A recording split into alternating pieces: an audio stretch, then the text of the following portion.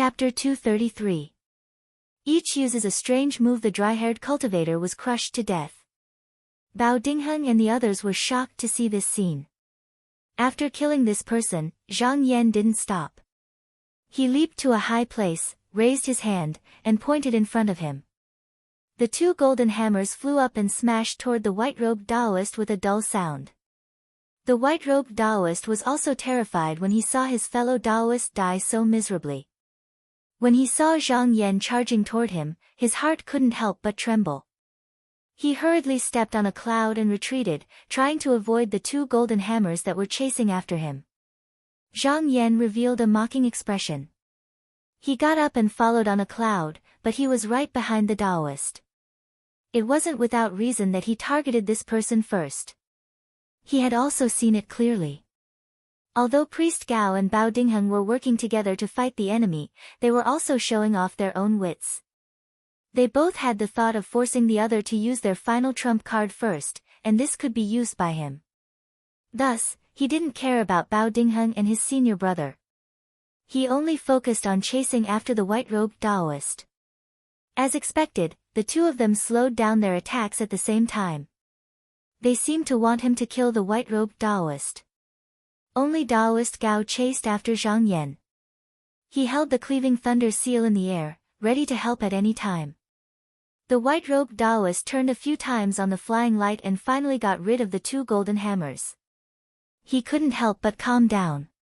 However, he suddenly felt the sky above his head darken. It turned out that Zhang Yan had used the hand of profound light to press down from the sky. This palm was like Mount Tai pressing down on an egg. The air whirled violently, and the wind blew rapidly. Thinking about the death of his companion, the white-robed Taoist's face turned pale. He didn't have the guts to take it head-on and tried to find a way to escape. Zhang Yan sneered and waved his sleeve. A dozen rays of Tai profound light slashed toward him. Right now, he was at the third level of the mystic light realm, and his mystic light was as condensed as one. Every ray of mystic light wasn't weaker than a normal flying sword or magical weapon, and it instantly forced the white-robed Taoist to dodge left and right. He was in a bad state, but he couldn't escape in time. Seeing that he couldn't dodge anymore, he could only force the mystic light out of his body and defend. Seeing Zhang Yan in a critical situation, Taoist Gao became anxious and placed the Chop the Thunder seal on top of Zhang Yan's head. He shouted repeatedly and sent down several more lightning bolts. Zhang Yan laughed loudly. With a wave of his sleeve, the two golden hammers flew back and blocked in front of him. Even though they were struck by the lightning, they were unable to get close to him. Even though the sword energy from Bao Dingheng and his senior brother landed on him, they didn't use their full strength. Moreover, he was covered by treasured clothes, and his body was as tough as metal. Therefore, they only created countless golden sparks and weren't able to stop him for even a moment. Killing intent appeared in his eyes, and the yellow hand slammed down. With a boom, it scattered the mystic light above the white-robed Taoist's head. Then, it landed heavily on the Taoist's body. With a scream, the Taoist fell down like a kite with its string cut. Before he could land, the yellow hand reached down again and grabbed half of the Taoist's body. Zhang Yan looked around and saw another bolt of lightning descending. He smiled faintly and commanded the yellow hand to pull the Taoist up. Taoist Gao was shocked, but he couldn't pull back in time. With a loud bang, a light flashed in front of everyone's eyes, and the white-robed Taoist exploded into a rain of blood. Zhang Yan didn't expect the lightning to be so powerful. He raised his eyebrows slightly, and he couldn't help but take another look at the copper seal hovering in the air. In just an instant, he had killed two people from Taoist Bao's side, and both of them had died extremely horribly. The expressions of the remaining three became even more solemn. They saw Zhang Yan standing in the air with his hands behind his back. His aura was high, and his hammers were spinning around his body. Above his head was a large yellow hand that looked like a crown. His fingers and palms stirred up the wind and clouds, blotting out the sun and moon, and stirring up the smoke. He seemed to be bearing the might of 1,000 caddies. When they thought of his indestructible body, the thought of being unable to fight against him arose in their hearts. However, the three of them weren't from the great clans of the profound sects. They'd cultivated to their current realm, and they'd experienced countless hardships and tribulations along the way. Their willpower and perseverance weren't something an ordinary cultivator could compare to. Even though the current situation was slightly disadvantageous, it might not be able to scare them away. Bao Dingheng, in particular, thought that he still had a few tricks he hadn't used, and he wasn't willing to stop so easily. However, he could clearly see that he could protect himself with his own strength, but he couldn't kill Li Yuanba. He turned to look at Taoist Gao, and coincidentally, the latter was also looking at him. Although Taoist Gao's expression was unsightly, there was clearly no fear in his eyes. Instead, a hint of ruthlessness flashed across them. Bao Dingheng's heart moved. At present, Li Yuanba had already killed 3 people from Taoist Gao's side, and he was the only one left. His threat to Bao Dingheng's side was greatly reduced, so he could attack with ease. As he flew in the air, he said, "Fellow Taoist Gao, I have a treasure that can break this person's Taoist technique. When I attack later, please don't hold back." The two of them had known each other for a long time, and he had secretly inquired about Gao Yingtu's background. Although he was a wandering cultivator, he had once obtained the cave abode of a deceased cultivator, and was not as poor as ordinary wandering cultivators. He had a few treasures on him, and other than the lightning strike seal just now, he had even better treasures with him. Even the true disciples of the Yuan Yang sect might not be able to match up to his wealth. Taoist Gao cursed in his heart, "You're surnamed Bao. You waited until all my people were dead before you put on this face. Do you think I'm afraid of you and your senior brother? After today, after I kill this Li Yuanba, I'll settle the score with you. At that time, who knows who will be the final victor?"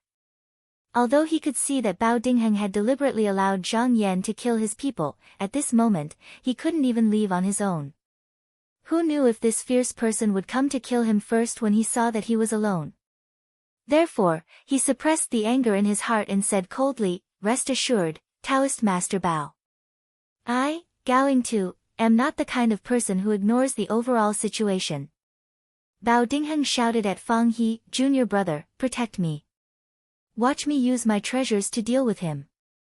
Fang He responded and used all his strength to spin the ink-colored sword plate again, pulling the thin green sword chi and scattering it all over the sky. Then, with a shake of his body, 8 flying swords emerged from his back and flew toward the plate, combining with the gold chi. Then, beams of green light flew out, forming a sword formation that was more than 1,000 feet wide in front of the two of them. There were countless blade lights in the formation, and the green and white colors intertwined like a wheel, giving off a buzzing sound like a swarm of bees. Even though Taoist Gao's face was gloomy, he also took out the split thunder seal, waiting for Bao Dingheng to make his move. Seeing that they didn't retreat and counterattack, Zhang Yan's eyes narrowed slightly. These 3 people's actions were exactly what he wanted. Today, he used the mysterious yellow dragon capturing hand with the intention of silencing them. He wouldn't let any of the people present escape. If they were to split up and escape, although he could use the sword escape to catch up with them one by one and kill them one by one, it would still take a lot of effort to chase after them. If someone else came to interfere, it would also be a troublesome matter. How could it be as easy as gathering in one place to deal with them? He let out a loud laugh and moved the mysterious yellow hand towards the sword formation, stirring up a wave of sword chi. Every impact made a rumbling sound, causing Fang He's body to tremble. However, he still gritted his teeth and resisted with all his might. Bao Dingheng saw that Fang He had opened up the sword formation. Even though it was strenuous for him to deal with it, Li Yuanba wouldn't be able to attack for a while, so he relaxed and took out an iron ruler from his sleeve. This ruler was completely black and dark like a piece of inkstone. However, there were dozens of inscriptions on it. When he rubbed it with his hand, it gave off a faint luster. He raised the object in the air with both hands and muttered something. The light became more and more eye-catching and dazzling. In the end, it had already turned into an ink-colored cloud of fire that danced in the air. He shouted, "Junior martial brother, dodge a little. Fong He had never seen this ruler-shaped transcendent artifact before. Hearing Bao Dingheng's words this time, it must be extremely powerful. Furthermore, he was already exhausted by the mysterious yellow hand and wouldn't be able to hold on for long. Hearing this, he hurriedly put away the sword plate and flew back, dodging to the side. Taoist Gao was also vigilant and thought to himself, I wonder what kind of transcendent artifact this is. This person looks sanctimonious, but he's actually sinister and cunning. Don't drag me down with you. Why don't I go a little further? He also rolled up his sleeves and dodged to the side. As the two of them dodged, Zhang Yan's field of vision opened up in front of him. Seeing the ink-colored cloud in Bao Dingheng's hands, he laughed and said, Daoist Bao, you're not going to dodge anymore. Without waiting for Bao Dingheng to make a move, he spread out the mysterious yellow hand and made it bigger, grabbing at Bao Dingheng first. Bao Dingheng said, good move. He threw the inky cloud at the Xian Huang hand, and an iron ruler rushed out of the black cloud and smashed into the Xian Huang hand. A loud sound that could collapse mountains and split the earth rang out in the air. It was as if a golden mountain had been pushed down and a jade pillar had been toppled. The mysterious yellow hand collapsed with a loud bang and turned into rolling yellow clouds. At the same time, the black cloud pressed down like a dark cloud, making whining sounds along the way. It was like a huge beast that wanted to swallow Zhang Yan in one gulp. Bao Dingheng's voice came from the cloud. Fellow Daoist Gao, what are you waiting for? If you don't make a move now, I'm afraid it'll be too late. Although he had shattered the mysterious yellow hand, as long as Zhang Yan made another hand seal, it wouldn't take long for him to reform it again. He could only take advantage of this gap to attack fiercely and force Zhang Yan to be unable to free his hand. Just now, he could talk about other things. Daoist Gao's eyes sharpened. With a flip of his palm, a copper-colored flying sand leaked out of his sleeve and he held it in his hand.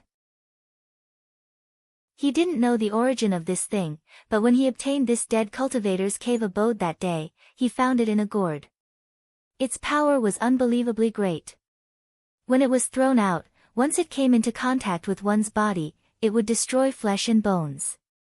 Even a body of metal could be ground away. Because of this thing in his hand, he didn't have to fear Zhang Yan. Unfortunately, the amount of this sand was too little. Every time he used it, it would be a little less, so he couldn't bear to use more. At this moment, the handful in his hand was only 40 to 50 grains. He thought it was enough to deal with Li Yuanba. His eyes narrowed, and he fixed his gaze on that figure. With a shake of his hand, he threw all the red sand over. #target =_ blank. Chapter 234. Chapter 95, hit by mistake. The crimson copper flying sand in Priest Gao's hands scattered out, instantly turning into countless fine dust fragments that filled the sky and rained down. Not long after the crimson copper flying sand was thrown out, it scattered in all directions and drifted with the wind. In a flash, it had already expanded to a distance of more than 300 meters. However, before it could reach Zhang Yan, he raised his brows and swept his gaze behind him, as if he had already sensed something. Even if the sand was small, he could see it clearly in his eyes without missing a single trace. Sensing that this thing had come with ill intentions, Zhang Yan raised his head to look at the large ball of black cloud that was like fire that was attacking him. However, he had no intention of fighting it head-on. Although he had cultivated a tough body, he did not want to act rashly. Right before the flying sand and fire cloud attacked him, he had already used the true execution technique and secretly left a fake body where he was, while his real body concealed itself and went somewhere else. However, this fake body of his was refined from a drop of his own blood essence, so the appearance that appeared was still his original appearance. Fortunately, the surroundings were filled with the yellow cloud and thick fog formed when the mysterious yellow hand collapsed, so Bao Dingheng and the other two could not see clearly. Moreover, at this moment, there was no one else here apart from Zhang Yan, so it was not difficult to deceive these three people. Just after he escaped, the black cloud and the flying sand collided in just a few breaths' time. It was as if yin and yang lightning clouds had collided, causing a rumbling sound. The sound of wind and thunder was extremely shocking. Zhang Yan, who had already escaped far away, was also surprised. Even with his knowledge, he could not tell what exactly this fire cloud flying sand was. Under the attack of the sand cloud from both front and back, how could the fake body in the middle withstand it? It was instantly swept into it. First, it was burned by the ink-like fire cloud, and its bones and flesh were separated. Then, it was ground by the copper flying sand, and in an instant, it was minced into mush. In just a moment, it had completely disappeared. However, killing it so easily caused Bao Dingheng and Priest Gao to frown in disbelief. Previously, they had seen how fierce and overbearing Zhang Yan was, so how could they not resist at all? There was clearly something strange about this. Even Fang He couldn't believe it. He widened his eyes and said, "Could it be that he has already killed this junior?" At this moment, Zhang Yan didn't care about what they were thinking. He had already concealed himself and quietly flew out of the battle circle. He first observed for a moment and saw that the three of them were standing in the same place as before. Suddenly, an idea came to his mind.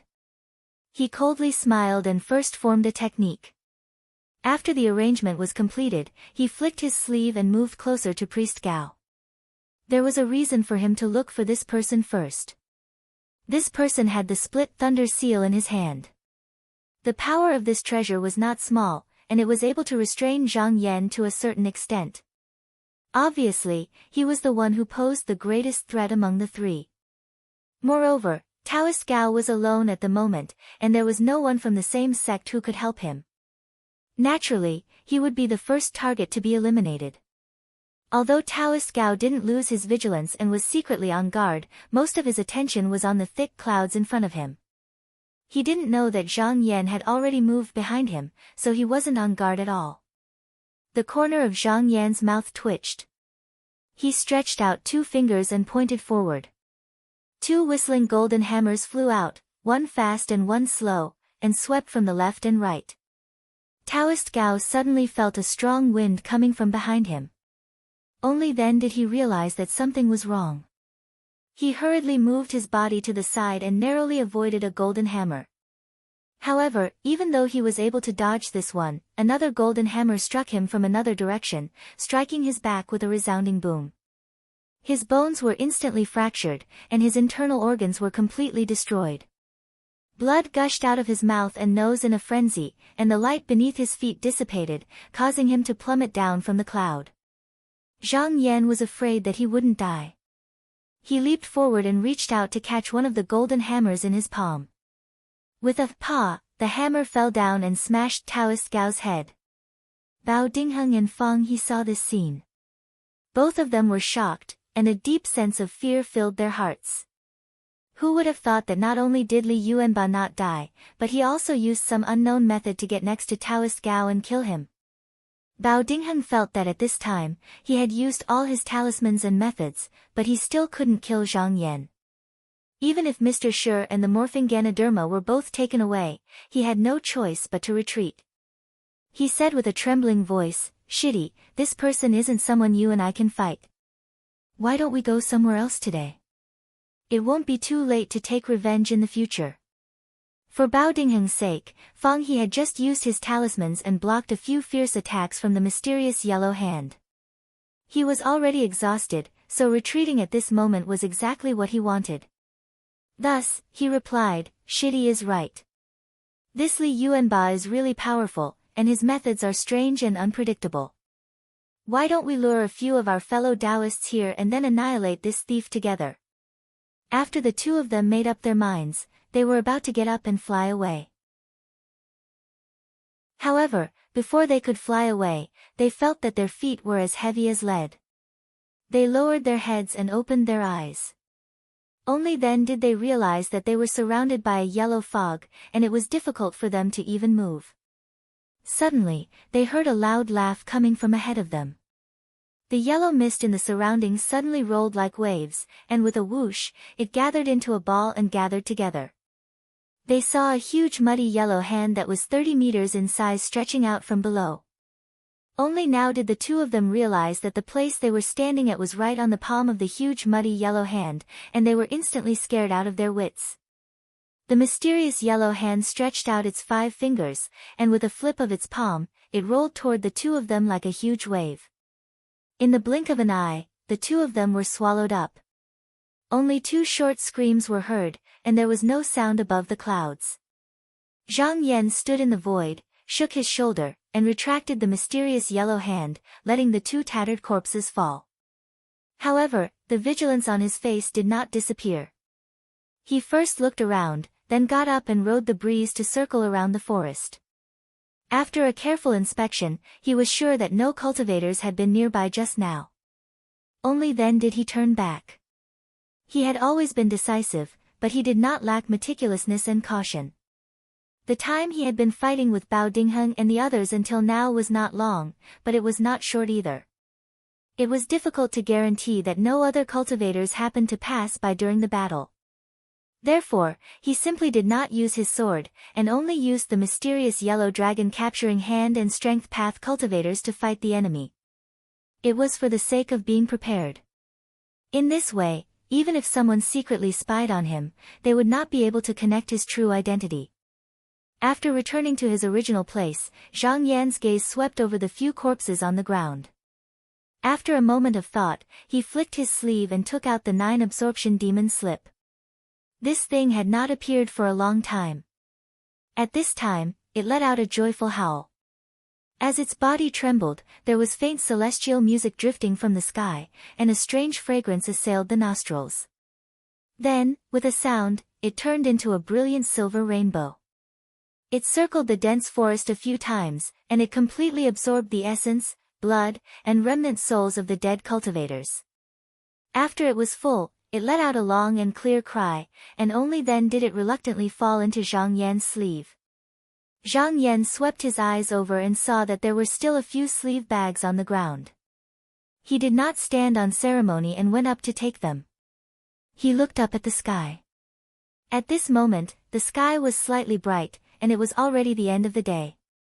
He felt that it was not good to stay here for long, so he got up and flew into the sky. After circling in the air, he found an inconspicuous mountain top and flew. At this moment, less than 100 miles away from him, Ho Sanlang was carefully following a green-clothed young man in front of him. Although he was wearing the Ho clan's shadow-shifting treasure robe, which could hide any traces when walking or even flying, he still looked cautious and did not dare to make the slightest mistake. This green-clothed youth had a pair of green eyebrows, a sharp nose, and red lips. He could be considered an elegant and beautiful youth, but his cheeks were suffused with an abnormal pale green color, and his whole body exuded a faint fragrance. Before Ho Sanlang entered the mountain, he had already set his eyes on this person. Although he did not find any traces of Zhang Yan on the mountain, he did not believe that Zhang Yan, who had gone out to search for medicine, would not come here when the news of the emergence of such a good treasure in Mount Qingsuan came out. Because of this, he found a few suspicious people, and after a few rounds of investigation, the person in front of him was the most suspicious. At that time, he pretended to accidentally bump into this person, and took the initiative to talk to this person. He only knew that this person's surname was Feng, and nothing else. After that, he asked around, but no one knew where this person came from. At that time, he had already deduced that this person was most likely Zhang Yan. And now that he had followed this person all the way, he could be sure that this person's appearance in front of him was definitely not his original appearance. However, before he could completely confirm this person's identity, he would not act rashly. Suddenly, the green-clothed young man's footsteps stopped, and his nose twitched a few times. His face revealed a happy expression, and he let out a light laugh. His figure was incomparably fast, and in the blink of an eye, he disappeared into the depths of the forest. Ho Sanlang hurriedly chased after him, but he was puzzled. Why did this person not get up and fly? Even in the forest, flying over the ground was much faster than walking on 2 feet. Although he could not see the green-clothed young man's figure because of the dense foliage, but following the faint fragrance, he was not afraid that this person would escape. Sure enough, after walking for a few miles, he once again saw this person's figure. The green-clothed young man stood on an open space, and raised his foot to stomp on the ground. He laughed, and said to himself, "Let's see where you can hide this time." He shouted, and suddenly bent down. His palm inserted into the soil, and his entire wrist was submerged. His face revealed a playful expression, and then he slowly pulled his palm out of the ground. Ho Sanlang's eyes suddenly widened. This green-clothed young man's hand was actually holding a Ganoderma in the shape of a human. This scene was too unbelievable. It must be known that this Ganoderma had hands and feet, and when it sensed danger, it would find a place to hide in advance. Although there were thousands of cultivators who entered Mount Qingsuan, Ho Sanlang dared to say that if one did not know the method, they would not be able to find a single Ganoderma even if they were given 3 years. And this green-clothed young man actually did not borrow any magical treasures, and yet he was able to catch this Ganoderma out of thin air. If this news were to spread, it would definitely cause a frenzy. This person is definitely not that Zhang Yan. Ho Sanlang looked at it a few more times, and touched the magical treasure in his sleeve. His heart was restless, and he wondered if he should go forward and snatch the Ganoderma now, or observe in the dark, and wait until he was sure of the young man's strength before making a move. Just as he was hesitating, the green-clothed young man suddenly turned his head, and grinned at him. He said, "Junior, you are very patient. Even with the Ganoderma in front of you, you still refuse to reveal yourself. However, I still have important matters to attend to, so I won't play with you any longer. Hashtag you can see or, target equals, _blank. Chapter 235. Wu Clan's Circle Mountain. Zhang Yan walked around a mountain, then found a place and opened up a simple cave abode with his mystic light. Then, he raised his hand, and a dozen rocks of appropriate sizes flew into the cave, each of which was arranged into a stone table and a stone bench. He smiled and slowly entered the cave abode. With a flick of his sleeve, he threw all the sleeves and magic tools he had obtained from Bao Dingheng and the others on the stone table. Among the things left behind by Bao Dingheng and the others, except for some scattered objects, there were only 1 or 2 magic treasures and 2 sword discs that could catch his eye. Except for the disciples of the Yuanyang sect, no one could control these things. Moreover, the sword discs of each disciple were different. They were all given by the elders of the sect since the beginning of their cultivation, and had long been refined to become one with them. Even if they were taken by the disciples of the same sect, they might not be able to use them well, let alone the disciples of other sections. Therefore, when Lan Yuchen's sword discs fell into the forest, Bao Dingheng and Fang He had no intention of retrieving them, and no one paid any attention to them. However, Zhang Yan knew that the reason why the sword discs could transform qi into swords was that there was a wisp of Gung Xi and metal qi hidden in the discs, so they could carry the spirit and transform the appearance of swords. This qi was one of the 5 elements essence qi he was looking for, so he wanted to explore it. But when he used his spiritual qi to explore it, he was slightly disappointed. The metal qi in these 2 sword discs was mixed and impure. It was obvious that some impurities had been added into them. They could be transformed into sword qi, but if they were used to cultivate the Taishian true light, their grade was too low. But on second thought, Bao Dingheng and Fang He were just ordinary disciples of the Yuanyang sect, so it was reasonable that they could not obtain such pure metal qi. Besides, if the metal qi was really so pure, how could it be unscathed when it fell on him? He shook his head with a smile and threw the 2 sword discs away. Then, he reached out and picked up the iron ruler that had scattered the black-yellow hand to examine it. After looking at it for a while, he found that it was just a high-grade spiritual weapon. Moreover, he needed to chant a spell to use it. Even though its power was extraordinary, it was not practical in a fight. It could be said to be of little value. Therefore, after looking at it for a while, he lost interest and casually threw it into his sleeve. His gaze swept across the area and landed on the thunderclap seal. This treasure was quite powerful, but it had a flaw, and that was that it could only be used within 100 feet. In this way, it would be somewhat useful in a siege, but if it was a one-on-one fight, one could not count on it to be effective. However, when he returned to his sect in the future, he could bestow this treasure to his sect or sell it in the celestial market. Thus, he took it for himself. He picked and chose, using the primordial unity mystic light to grind away those things that seemed useless to him, leaving behind only those that seemed to be of some use. After sorting things out, he found that among the many things, only the red copper flying sand that was half filled with the gourd could be seen to be extraordinary. However, this was not a place for in-depth study, so he put it away first and prepared to investigate it in the future. After everything was taken care of, he took out the human sack and poured it out, releasing Mr. Shi. The old man was unconscious, so Zhang Yan took out a pill and fed it to him. After a while, he slowly woke up. After Mr. Shi opened his eyes, he first saw Zhang Yan, but there was no panic on his face. He slowly turned over and sat up. He looked around and said in a deep voice, "Where is fellow Taoist Bao and his group?" Zhang Yan did not hide anything and said, "I won't hide it from you, Mr. Shi. They have all been killed by me." Mr. Shi was silent for a while, then sighed and said, "Then, what does fellow Taoist need me to do for you?" Zhang Yan nodded inwardly. This Mr. Shi was a sensible person. He knew that Zhang Yan definitely had a reason for sparing him.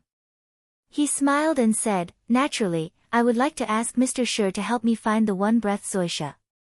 Mr. Shi raised his eyebrows and said with surprise, "Fellow Taoist Li has already obtained a good medicinal Zoisha, are you still not satisfied?" Zhang Yan laughed brightly and said, "I won't hide it from Mr. Shi. Although the shape-shifting medicinal Zoisha is good, it is not what I want. According to what I know, in this Mount Qing Cun, there are medicinal Zoishas that are even better than this." Mr. Shi was slightly moved and couldn't help but look at Zhang Yan. The only thing that could compare to the shape-shifting medicinal Zoisha was the Zoisha ancestor. Although Zhang Yan didn't say it clearly, the meaning behind his words was self-evident. He raised his hand and stroked his beard as if to conceal the ripples in his heart. He said, "If fellow Taoist wishes to find this item, I originally did not have the ability to do so. However, since fellow Taoist has obtained the shape-shifting medicinal Zoisha, I can reluctantly give it a try. Whether it will succeed or not, I am not completely certain." Zhang Yan didn't care and waved his hand. "Mr. Shi doesn't need to worry about success or failure. Originally, when I came to this mountain, I didn't think I would meet Mr. Shi. As the saying goes, do your best and leave the rest to the heavens. Even if you fail, I will not blame Mr. Shi." Mr. Shi glanced at Zhang Yan and his lips moved as if he wanted to say something. Zhang Yan saw his expression and smiled faintly. He said, "If Mr. Shi doesn't feel at ease, I can make an oath that regardless of success or failure, I can let Mr. Shi go after the matter." But Mr. Shi shook his head and said, "I'm not worried about this. This old man is already 150 years old. I don't have much time left. If nothing unexpected happens, this Mount Qing Cun, will be this old man's burial ground." Zhang Yan was slightly surprised. A normal clear qi cultivator only had a lifespan of 150 years. In other words, this Mr. Shi's lifespan was reaching its end. No wonder this Mr. Shi was neither servile nor overbearing to Bao Dingheng and the others. So there was this reason behind it. He thought about it and said, "Mr. Shi, if you have something to say, please say it. If I can do it, I will not refuse." Mr. Shi cupped his hands at Zhang Yan and said, "If I find this item, this old man only wants fellow Taoist to promise one thing."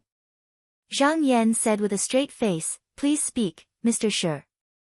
Mr. Shi looked outside the abode and sighed. "Among my descendants, there is a grandnephew with excellent aptitude. It's just that this old man can't teach him. Originally, Bao Dingheng promised to bring him into a sect to cultivate, but now, Zhang Yan understood his intention. He thought for a moment and said with a smile, "This matter is not difficult.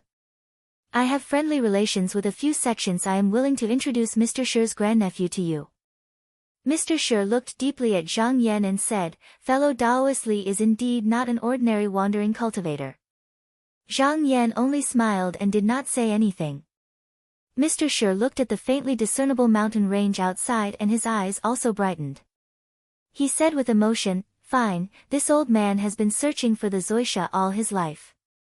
Now that I'm past my prime, if I can find the Zoisha ancestor and use this matter as the bed of my life, I will have no regrets. Zhang Yan nodded and smiled. Just as he was about to ask for Mr. Shi's grandnephew's name, his expression changed slightly. He stood up and said, Mr. Shi, please wait for a moment. I'll be right back. He walked out of the abode and looked toward the southeast. He saw a flying boat coming in this direction, but there was a streak of light chasing closely behind it. The person was shouting as if he wanted the person in front to stop. It seemed like it wouldn't take long for the person in front to catch up. There were two people standing on the flying boat, and they both looked flustered. Suddenly, one of them accidentally saw Zhang Yan and shouted, fellow Daoist, can you help us two brothers stop this person? I am willing to repay you with a great gift. The person chasing behind was a fierce cultivator. He glanced around and saw that Zhang Yan was alone. He guessed that he didn't have any background, so he didn't say anything. He raised his hand and threw, releasing a red streak of light towards him. Zhang Yan's eyes suddenly turned cold. It seemed like this kind of person who didn't ask for a reason made him a bit angry. He shouted and raised his hand, slapping the light in front of him away.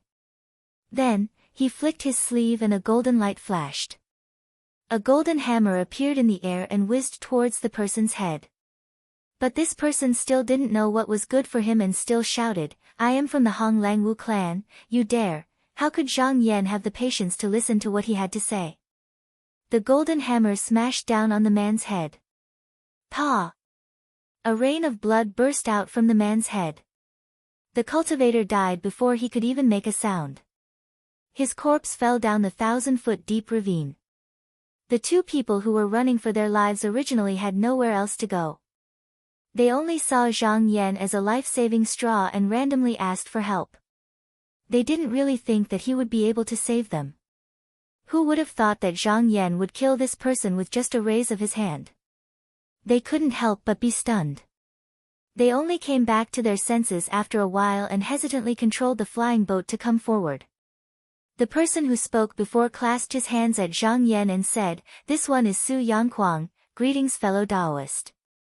He then pointed at the person who looked similar to him and said, this is my younger brother, Su Yanfu. Thank you for saving us. Zhang Yan glanced at the two of them and saw that they were wearing ordinary clothes.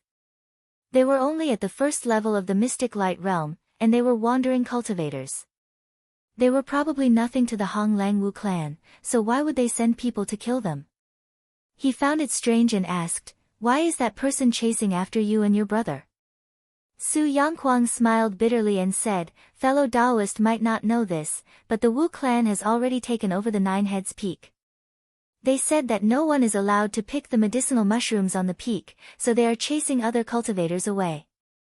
We two brothers left late, and it just so happened that, before he could finish, Su Yanfu, who was next to him, pulled on his sleeve and stopped him with a look.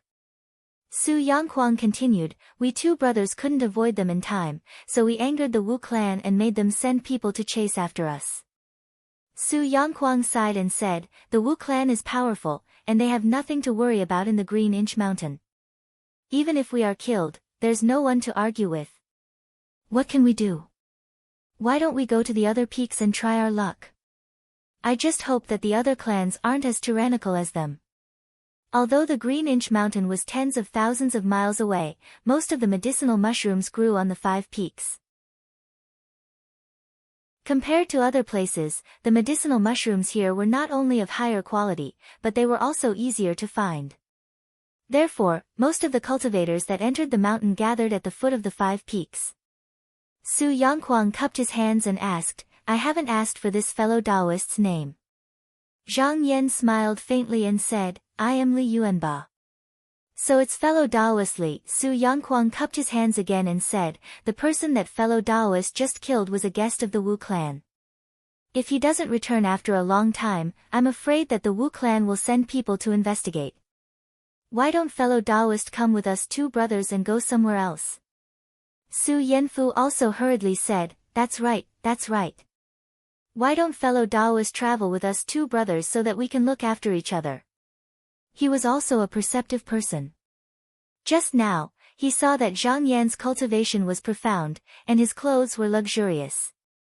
The Wu clan's disciples also killed him as they pleased and didn't take it seriously at all. It was obvious that he was not an ordinary loose cultivator, so he wanted to invite him to travel with them. Zhang Yan didn't answer and just looked behind them. Su Yangquang and his brother seemed to sense something and turned back to look. Their expressions changed greatly when they saw that in the distant sky, there were more than 10 streaks of light flying towards them.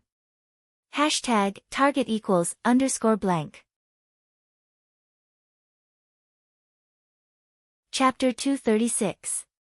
The body of the Zoisha ancestor. The Su brothers thought that these dozen or so rays of light were coming for them, so they couldn't help but panic and tremble all over.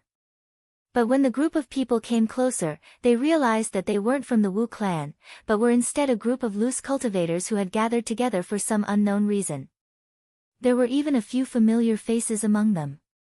However, these people all looked flustered at the moment, as if they had encountered something terrifying. Most of them didn't even look in their direction and just flew past them. Among them, there was a young female cultivator with her hair combed into a ponytail and dressed in a gauze dress with silk ribbons. She was flying on a pink handkerchief. When she saw the Su brothers, a surprised expression appeared on her face. After a brief hesitation, she waved her long sleeves and turned around, shouting in a rather urgent voice, "Why are you still here? If you don't leave now, your life will be in danger." After saying this, she didn't wait for the Su brothers to reply and hurriedly curtsied, chasing after the group of people in front of her. The Su brothers looked at each other and saw the fear in each other's eyes. Su Yangquang hurriedly turned around and bowed to Zhang Yan, saying, "Brotherly, you see, this Wu clan is very powerful." Before he could finish, Zhang Yan flicked his sleeve and said with a cold expression, "Fellow Taoists, please go. I won't accompany you any longer." After saying this, he didn't even look at the two people and turned around to enter the cave. If it weren't for the Wu clan's guests' arrogant and despotic behavior, attacking him without asking anything, he wouldn't have bothered to care about this. Besides, he still needed to find the Zoisha ancestor, so he naturally wouldn't travel together with these two people. As for whether the Wu clan would come looking for trouble, he didn't care at all. If they were stupid enough to come looking for trouble, he would just kill them. When Su Yangquang saw that Zhang Yan had no intention of responding to them, he was startled. He opened his mouth and wanted to say something, but his brother Su Yanfu pulled him back and said in a low voice, "Elder brother, there is no need to persuade him. This person's strength far surpasses ours, and he will surely have a way to protect himself. With us two brothers here, if we really fight with the Wu sect, we will only drag this fellow Taoist down." Seeing Zhang Yan's cold attitude, Su Yanfu knew that he would only be annoying if he stayed any longer. His big brother had been cultivating all year round and did not understand the ways of the world. If he continued to speak and angered Li Yuanba, it would not be good. However, it was not good for him to directly persuade him, so he could only change to this euphemism. Su Yanfu suddenly understood and said, "Second brother is right."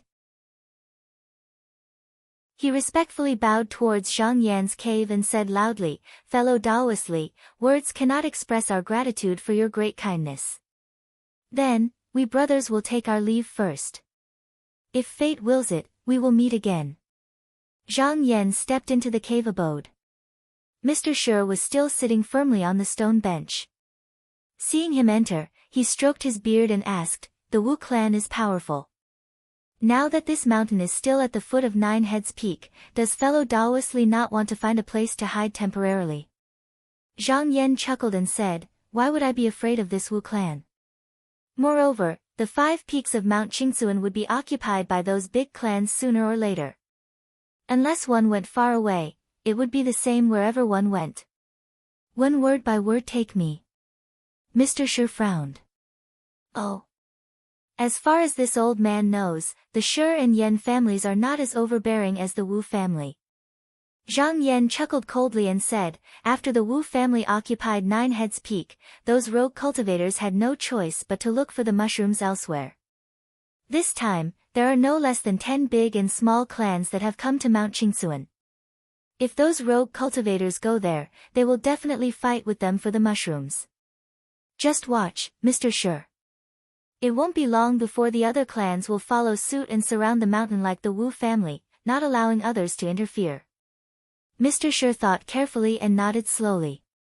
He sighed and said, fellow Taoist is right. However, this old man has calculated that the Zoisha ancestors' hiding place is not outside of the 5 peaks. If that's the case, it will be a little difficult. Zhang Yan did not mind at all. He waved his hand and said in a low voice, it's fine. Mr. Shi, you only need to look for the mushrooms.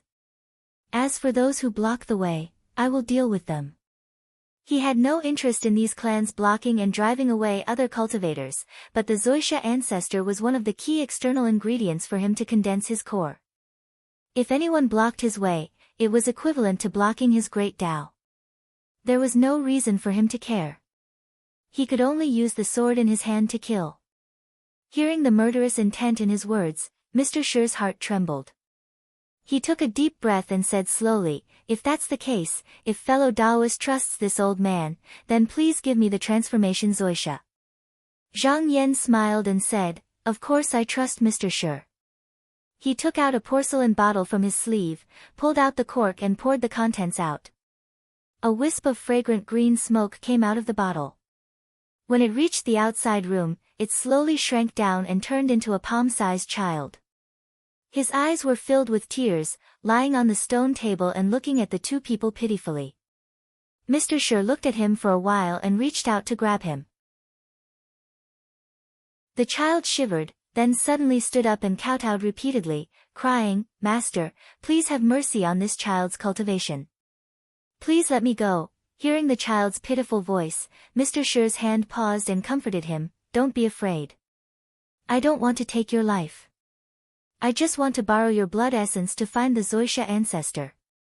The child was stunned, then quickly waved his hand and said, Master wants to find the ancestor. Even if you take this child's blood essence, you won't be able to catch it. Mr. Shi pretended to be confused and said, oh. Why is that? If you give me a reason, I won't hurt you. The child quickly said, ever since the Taihao school's ancestors sealed the mountain, the ancestor has cultivated for more than 4,000 years. He has already shed his true form and turned into a wisp of pure qi. In a day, he can travel thousands of mountains and rivers. The two masters will never be able to find the ancestor. Mr. Shi smiled and said, Kid, you've misunderstood me. The Zoisha ancestor's cultivation is unfathomable. Even the current Taihao school's sect master might not be able to catch him. I only want the body that he shed. Xiao Tong bit his finger and said in a weak voice, that won't work. We don't know where the old ancestor hid the body. Even if the people from the Supreme Sky sect came a few times, they couldn't find it. Zhang Yan thought to himself, no matter how precious the Zoisha root was, it could only be used to condense a core. Those who could enter this great void defense formation were at most at the mystic light realm. They were not much stronger than the wandering cultivators. If the Taihao school master was in charge of the formation, he could enter, but as a sect master, why would he do such a thing? Seeing that the child seemed to be hiding something, Mr. Shi wasn't angry. He smiled and didn't probe further. Instead, he started to talk about other things, such as the interesting things that happened when they were young, the endless scenery of the Donghua continent, and the colorful world. The child was simple-minded. Since birth, he had grown up in Mount Qingsuan. Later, after he transformed, the world he saw was only this side of the world. He had never left Mount Qingsuan. In the past, when those cultivators came, he would hide far away and never spoke to anyone. How could he have heard of such things? After Mr. Shi said a few words, he listened with great interest. The fear in his heart gradually disappeared, and his eyes flashed. When he reached the most exciting part, he couldn't help but clap his hands. Zhang Yan stood at the side and held his breath, not saying a word. Since he invited Mr. Shi to search for the Zoisha route, he didn't doubt the person he used and let him handle it. When it was close to noon, Mr. Shi stopped talking and smiled. He said to the child, "Friend, it is fate that we met. Friend Li and I don't want to ruin our cultivation, so we will let you go today." Xiao Tong's face lit up and he exclaimed in surprise, "Really?" Then, he glanced at Zhang Yan timidly. Zhang Yan smiled and said, "Since Mr. Shi wants you to leave, I won't stop you. After we leave the mountain, I'm afraid we won't have the chance to come back again. We won't meet again in the future, so go cultivate." Mr. Shi raised his head and looked at Zhang Yan. He nodded slightly, and a hint of approval appeared in his eyes. The little boy sneaked a few glances at the two of them, and then his body flashed. With a ka-chi-lu sound, he disappeared without a trace in the blink of an eye. Zhang Yan and Mr. Shi sat motionlessly and didn't react at all. The cave became quiet, and only the sound of insects and grass rustling could be heard from time to time. About 4 hours later, the two's expression suddenly changed and they smiled. A wisp of clear air floated in from outside and gradually condensed into a figure on the stone table. It was the Zoisha child who had left and returned. The Zoisha child shouted to Mr. Shi, Master, if I am willing to help you find the ancestor's body, would you be willing to take me out of Mount Qing Cun?" After he left, the more he thought about the matters of the mortal world, the more interesting it was, so he turned back halfway. Mr. Shi said, "Aren't you afraid that if you help me, your ancestor will find trouble with you?" The child shook his head and said, "Ancestor once said that this place is blocked by the formation and there are no disasters or tribulations, so the body is of no use to him. As long as the vitality is still there, it won't take more than 10 years to give birth to the body again. It's just that I didn't want the ancestor's body to be taken away for no reason, so I lied to Celestial Master." Mr. Shi and Zhang Yan looked at each other. He smiled and said, "Okay, if you are willing to help me, I can also take you out to see the scenery of the mortal world." When Xiao Tong heard this, he was instantly overjoyed, and his eyes curved into crescent moons as he danced with joy and chuckled. But suddenly, he seemed to have noticed something, and his little face went pale as he held his head and said, "Trouble has come." He looked around and saw that the porcelain bottle that Zhang Yan used to contain him was still on the stone table. He turned into a wisp of clear air and went inside. Zhang Yan's eyes flickered. He shook his sleeves and went out of the cave. At this moment, outside the cave, there was a young man dressed in green who was walking on a green cloud. He flicked his sleeves and walked forward in a carefree manner. Behind him, there were several green lights faintly appearing, causing his skin to be reflected in a green color. There was a person beside him. It was Ho Sanlang, who was obediently following beside him with a humble look. The green-clothed young man's nose twitched and he said curiously, "That's strange. I clearly smelled a strong spiritual vigor nearby. Why can't I smell it now? Could it be that someone made the first move?" Ho Sanlang said fiercely, "How dare he fight with the Venerable One? This person deserves to die. I'm willing to teach him a lesson on behalf of the Venerable One." The young man in green waved his sleeves and chuckled, "There's no need. This person is already here."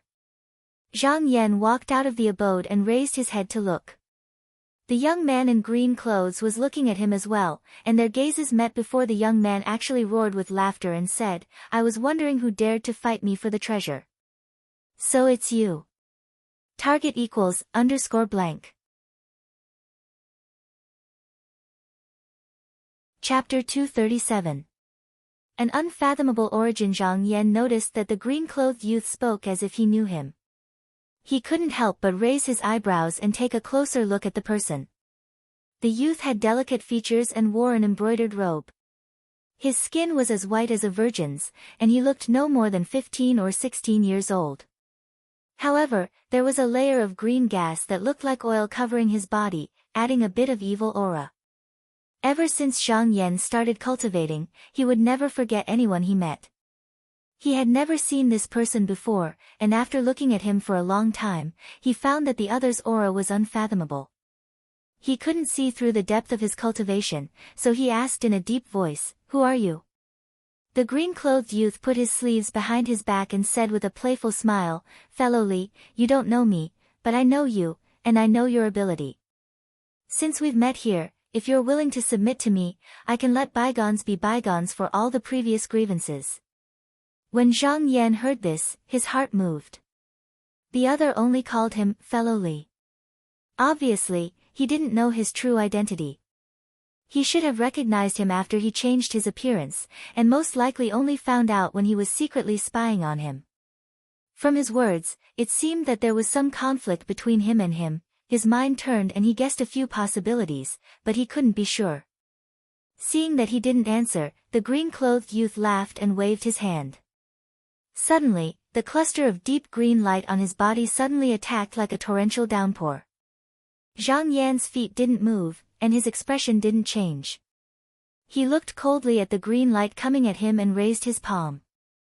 As he raised his sleeve, a gust of violent wind and fierce waves were instantly stirred up, and a whistling sound actually sounded out as it collided with the green light. A bang was heard, and the cluster of green light seemed as if it had been washed away by a rushing wave, and it suddenly swung backwards.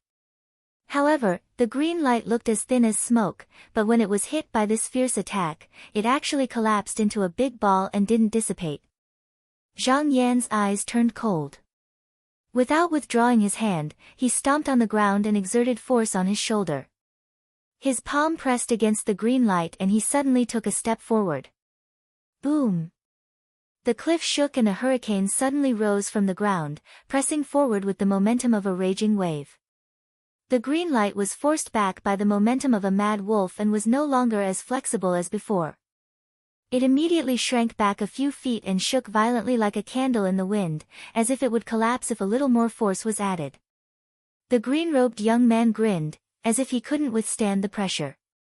His body leaned back in the air, and with a snort, he rolled up his sleeves and withdrew the mysterious light. Then, he raised his eyebrows and reached out to Zhang Yan, shouting, "Fellow Li, stop!" A cold look appeared on Zhang Yan's face.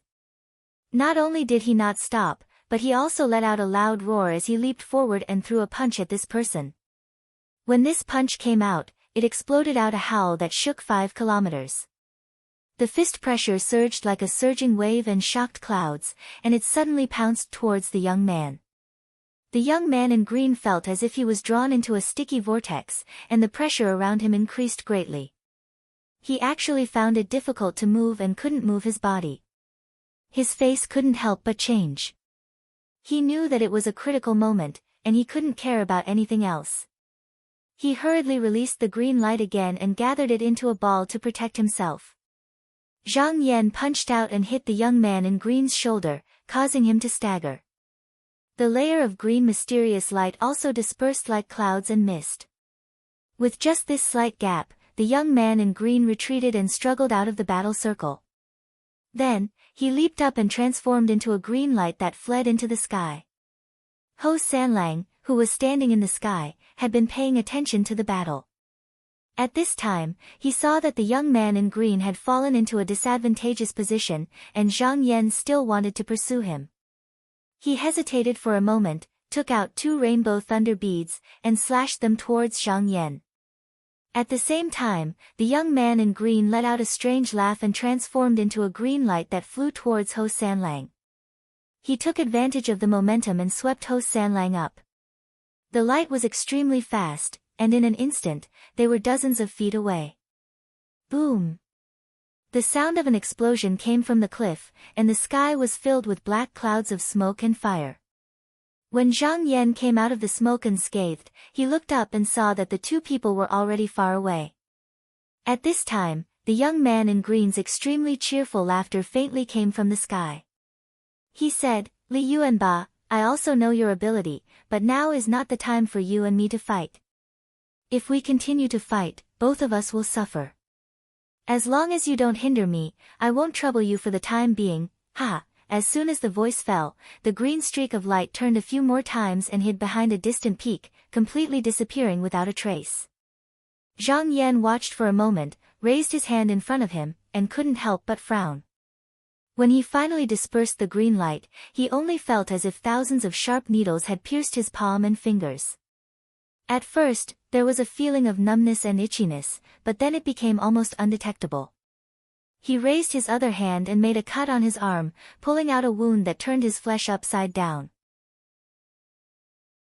Then, he circulated his xian qi, and 2 strands of green gas that were like living things, but only as long as a human finger, were forced out.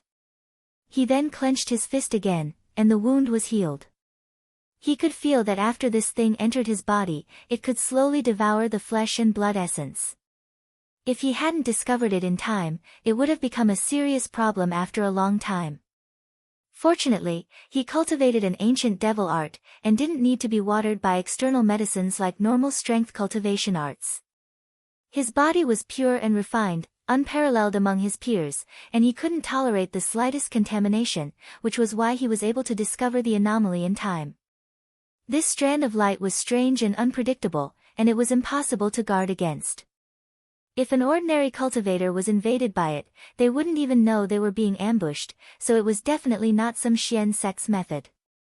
However, this method was somewhat familiar, and Zhang Yan stood on the spot, thinking for a while, but he couldn't figure out what it was. He shook his head, and if he couldn't figure it out, then there was no need to think about it. Finding the Zoisha ancestor was the most important thing at the moment, and everything else could be cast aside. If he encountered this person again, it would only be another battle. His eyes flashed, and he moved his feet, returning to the cave abode. The azure-clothed young man rode the streak of light for over 50 kilometers before he slowed down. He stretched out his hand to touch his shoulder, and he felt waves of pain coming from there.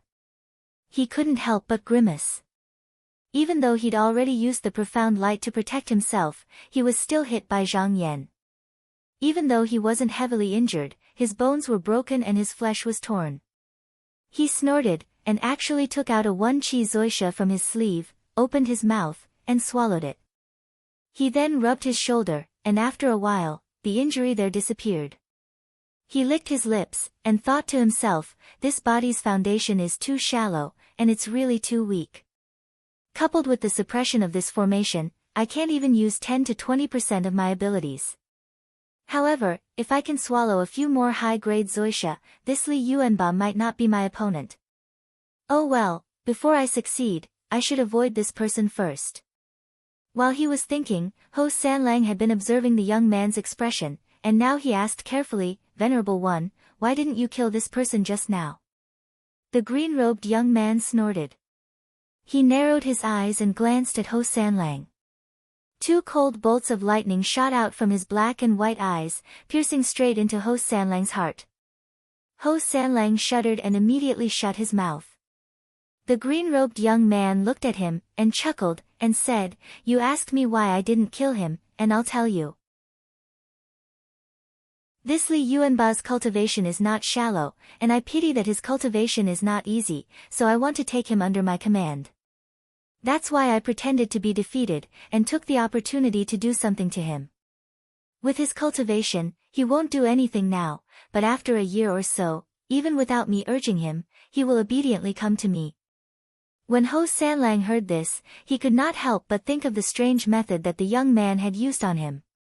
He secretly hated in his heart, but he did not show it on his face, and flattered, when the Venerable One takes action, it will naturally be successful. The green-robed young man seemed to enjoy such flattery very much, and laughed loudly, and said, That's not bad. Originally, I didn't have much confidence in dealing with the disciples of the Shi, Yan, and Wu families, and I thought I would have to wait for a few months. But now that you have presented this magic treasure, I no longer have to worry about these juniors. Ho Sanlang's face stiffened. This magic treasure was originally lent to the Ho family by the Shao family, and he originally wanted to use it to find a high-grade medicinal mushroom in Mount Qingsuan. But who would have thought that he would be careless that day, and this person's mysterious light would invade his body? In order to save his life, he had to take the initiative to present this magic treasure. Now that he mentioned it, he could not help but feel his heart drip blood. The green-robed young man's laughter spread far and wide without any scruples, but who would have thought that it would provoke a passing spirit light to turn around and fly in their direction? When it stopped in front of the two again, it was a middle-aged scholar with a wide forehead, black robe, and a long beard. He held a cold dagger in his hand, and it was stained with blood. It was obvious that he had killed someone not too long ago, and he was looking at the two with an unfriendly expression. Ho Sanlang opened his eyes and saw that he recognized this person. He glanced at the green-robed young man and saw that he had a mocking expression on his face, but he had no intention of speaking. Ho Sanlang coughed and took the initiative to speak. "Are you senior brother Wulan?" The middle-aged scholar frowned, looked him up and down, and said, "You recognize me?" Ho Sanlang hurriedly said, "I am under the Ho family of Kang Yin. Previously at the banquet at the Lotus Pond with my ancestor, I have seen senior brother from afar. Until now, I have not forgotten senior brother's grace. So you are under the Ho family." Hearing this, Wu Lan's expression relaxed a little, and he put the dagger behind his back, and said in a low voice, "Why are you still here? Could it be that you did not see the flying letter that the Wu family sent out? On this 9 peaks, other than the people of the Wu family, no one is allowed to pick herbs here, or else they will become the enemy of the Wu family. If it was someone else here, he would not have the patience to speak, and would have already slashed with his sword. But although this Ho family was not a big family, and could not compare to the Wu family, it still had a heritage of nearly 1,000 years. They were both Xianmen aristocratic families, and there was some friendship between the elders, so he had to give them some face. Ho Sanlang hurriedly said, "I have just arrived here, but I did not see it." Wu Lan swung his sleeve, and said with a cold face, "Now that you know, then leave quickly." At this moment, the green-robed young man laughed and a strange light appeared in his eyes. He stroked the back of his hand and said, "Oh, so you're saying that in this 9 Heads mountain, only the Wu clan is left? Target equals _blank. Chapter 238. Whereabouts known. The 5 peaks of Mount Green Inch are 1,000 Feet Peak, Pear Blossom Peak, 9 Heads Peak, Ape Nest Peak, and Broken Saddle Peak. Due to the protection of the Great Void Defense Formation, there were no natural disasters in this place. Every mountain peak had its own beautiful scenery. The mountains were covered with lush forests, waterfalls, and deep ravines. No one knew which one was the hiding place of the Ganoderma. Since the thousands of cultivators entered Mount Green Inch, more than half a month has passed. Just as Zhang Yan expected, after the Wu clan surrounded the mountain, the Shi clan and the Yen clan occupied Pear Blossom Peak and 1,000 Feet Peak respectively. The remaining 2 peaks were occupied by a dozen smaller clans, pushing out the vagrant cultivators. However, even though most vagrant cultivators are afraid of the Wu clan, the Shi clan, and the Yen clan, when facing the disciples of the smaller clans, many do not give face. Thus, the two sides often fight for the Ganoderma. During these days, no less than 100 people have died. Zhang Yan was sitting cross-legged on a bluestone with his eyes closed in meditation. His sleeves were hanging down from his knees. About 30 meters in front of him was a cave that emitted the fragrance of orchids. At this moment, the sound of footsteps could be heard coming from within. He couldn't help but open his eyes and look over. Mr. Shi walked out of the cave with his walking stick in his hand.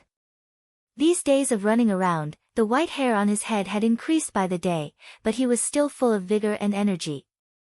The Ji child sat on the old man's shoulder, looking at Zhang Yan with some uneasiness. General Shi shook his head at Zhang Yan and said, "Sorry to disappoint you, brotherly. This is another empty cave." Zhang Yan stood up and smiled without a care.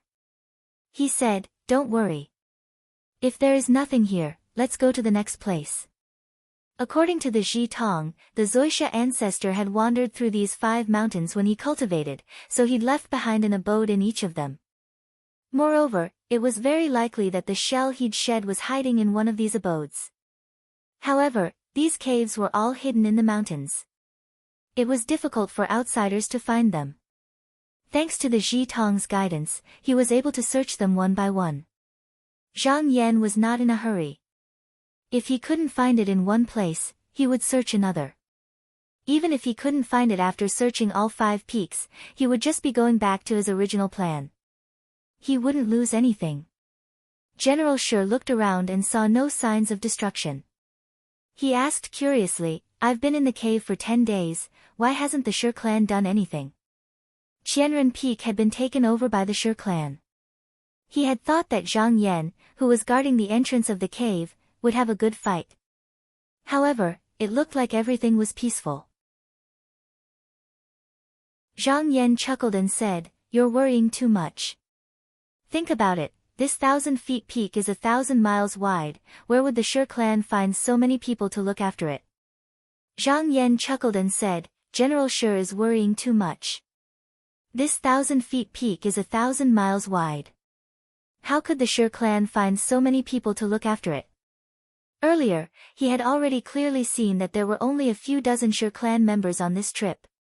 Now, they had to search for medicinal mushrooms within a 1,000-mile radius of the mountain. How could they possibly capture everyone who had entered the mountain? It was just that the rogue cultivators were afraid of the Shi clan and didn't dare to come. Zhang Yan's group only had 2 people. They were like a drop in the ocean in this mountain range. The possibility of bumping into them was even less. He stayed here for 10 days and no one came to disturb him. General Shi chuckled and said, "It's good to have less trouble. Let's not waste time. Let's go to the next place." Zhang Yan said, "Okay."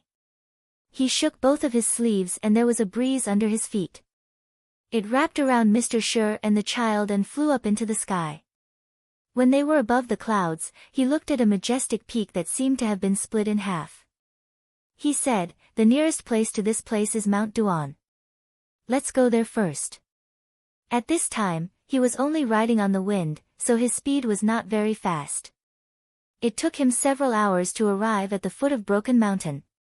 The child pointed at a valley in front of them that was filled with peach blossoms and shouted, "Masters, have you seen that boulder? Ancestors' abode is right under that boulder." Zhang Yan looked over and saw a majestic boulder standing in the deep valley. Even the dense forest with leaves and branches couldn't hide its momentum.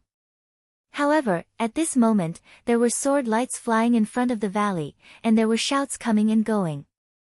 Obviously, there were people fighting fiercely there at this time. Zhang Yan's eyes swept across the valley and said to Ji Tong, "There are a lot of people over there, hide yourself first."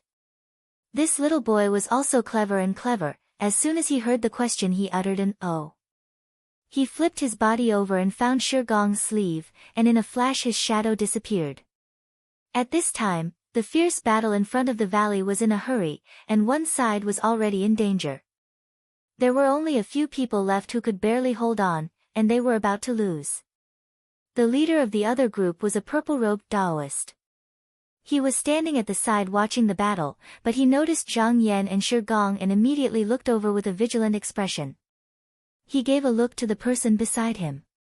A gray-robed Taoist who was riding on a bronze bird approached them cautiously. He cupped his hands towards Zhang Yan and said, "Fellow Taoists, if you are also here to look for Ganoderma in this valley, then please stay here for the time being. My fellow Taoists are fighting with the D clan, and the outcome has not been decided yet. Please leave quickly, lest you too are accidentally injured. I'm afraid it won't be good." Although he seemed to be speaking politely, there was a hint of deterrence and warning hidden behind his words. It was also because he saw that Zhang Yan's body was majestic, and when he flew, he knew at a glance that Zhang Yan was not an ordinary cultivator. There were still a few powerful enemies on his side, so he didn't want to casually cause trouble. Zhang Yan said, "I came for something. It has nothing to do with you."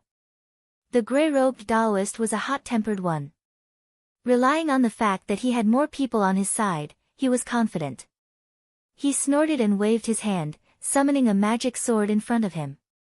It turned into a streak of rainbow light and flew around. He shouted coldly, "Fellow Taoists, please leave. If you recklessly barge in, I'm afraid your lives will be in danger." Zhang Yan saw that this person was only at the first level of the mystic light realm. His aura was mixed and impure. It was obvious that he cultivated a low cultivation method.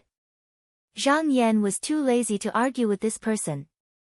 He grabbed General Shi's arm and said, "General Shi, follow me." He leaped forward and brought along a gust of wind. He brought General Shi into the depths of the valley. This grey-robed Taoist didn't know what was good for him. He snorted and used a spell. Instantly, the sword light shook and slashed down.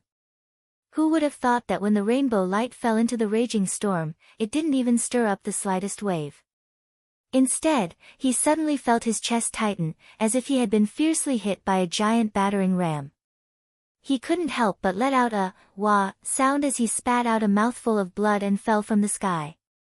At this moment, the purple-robed Taoist leader had already surrounded the last disciple of the D clan. The people behind him also had their swords and magic treasures in the air. They pointed down and were about to kill this person. However, at this moment, Zhang Yan just happened to charge over. Everyone was shocked, and one of them instinctively slashed down with the magic sword he was controlling. As soon as he did that, it seemed to be the start. The surrounding people also began smashing their flying swords at Zhang Yan. Only the sound of metal colliding could be heard, and for a moment, sparks flew. Zhang Yan seemed to be completely unaware of it, and anyone who blocked his path was directly knocked to the ground by him.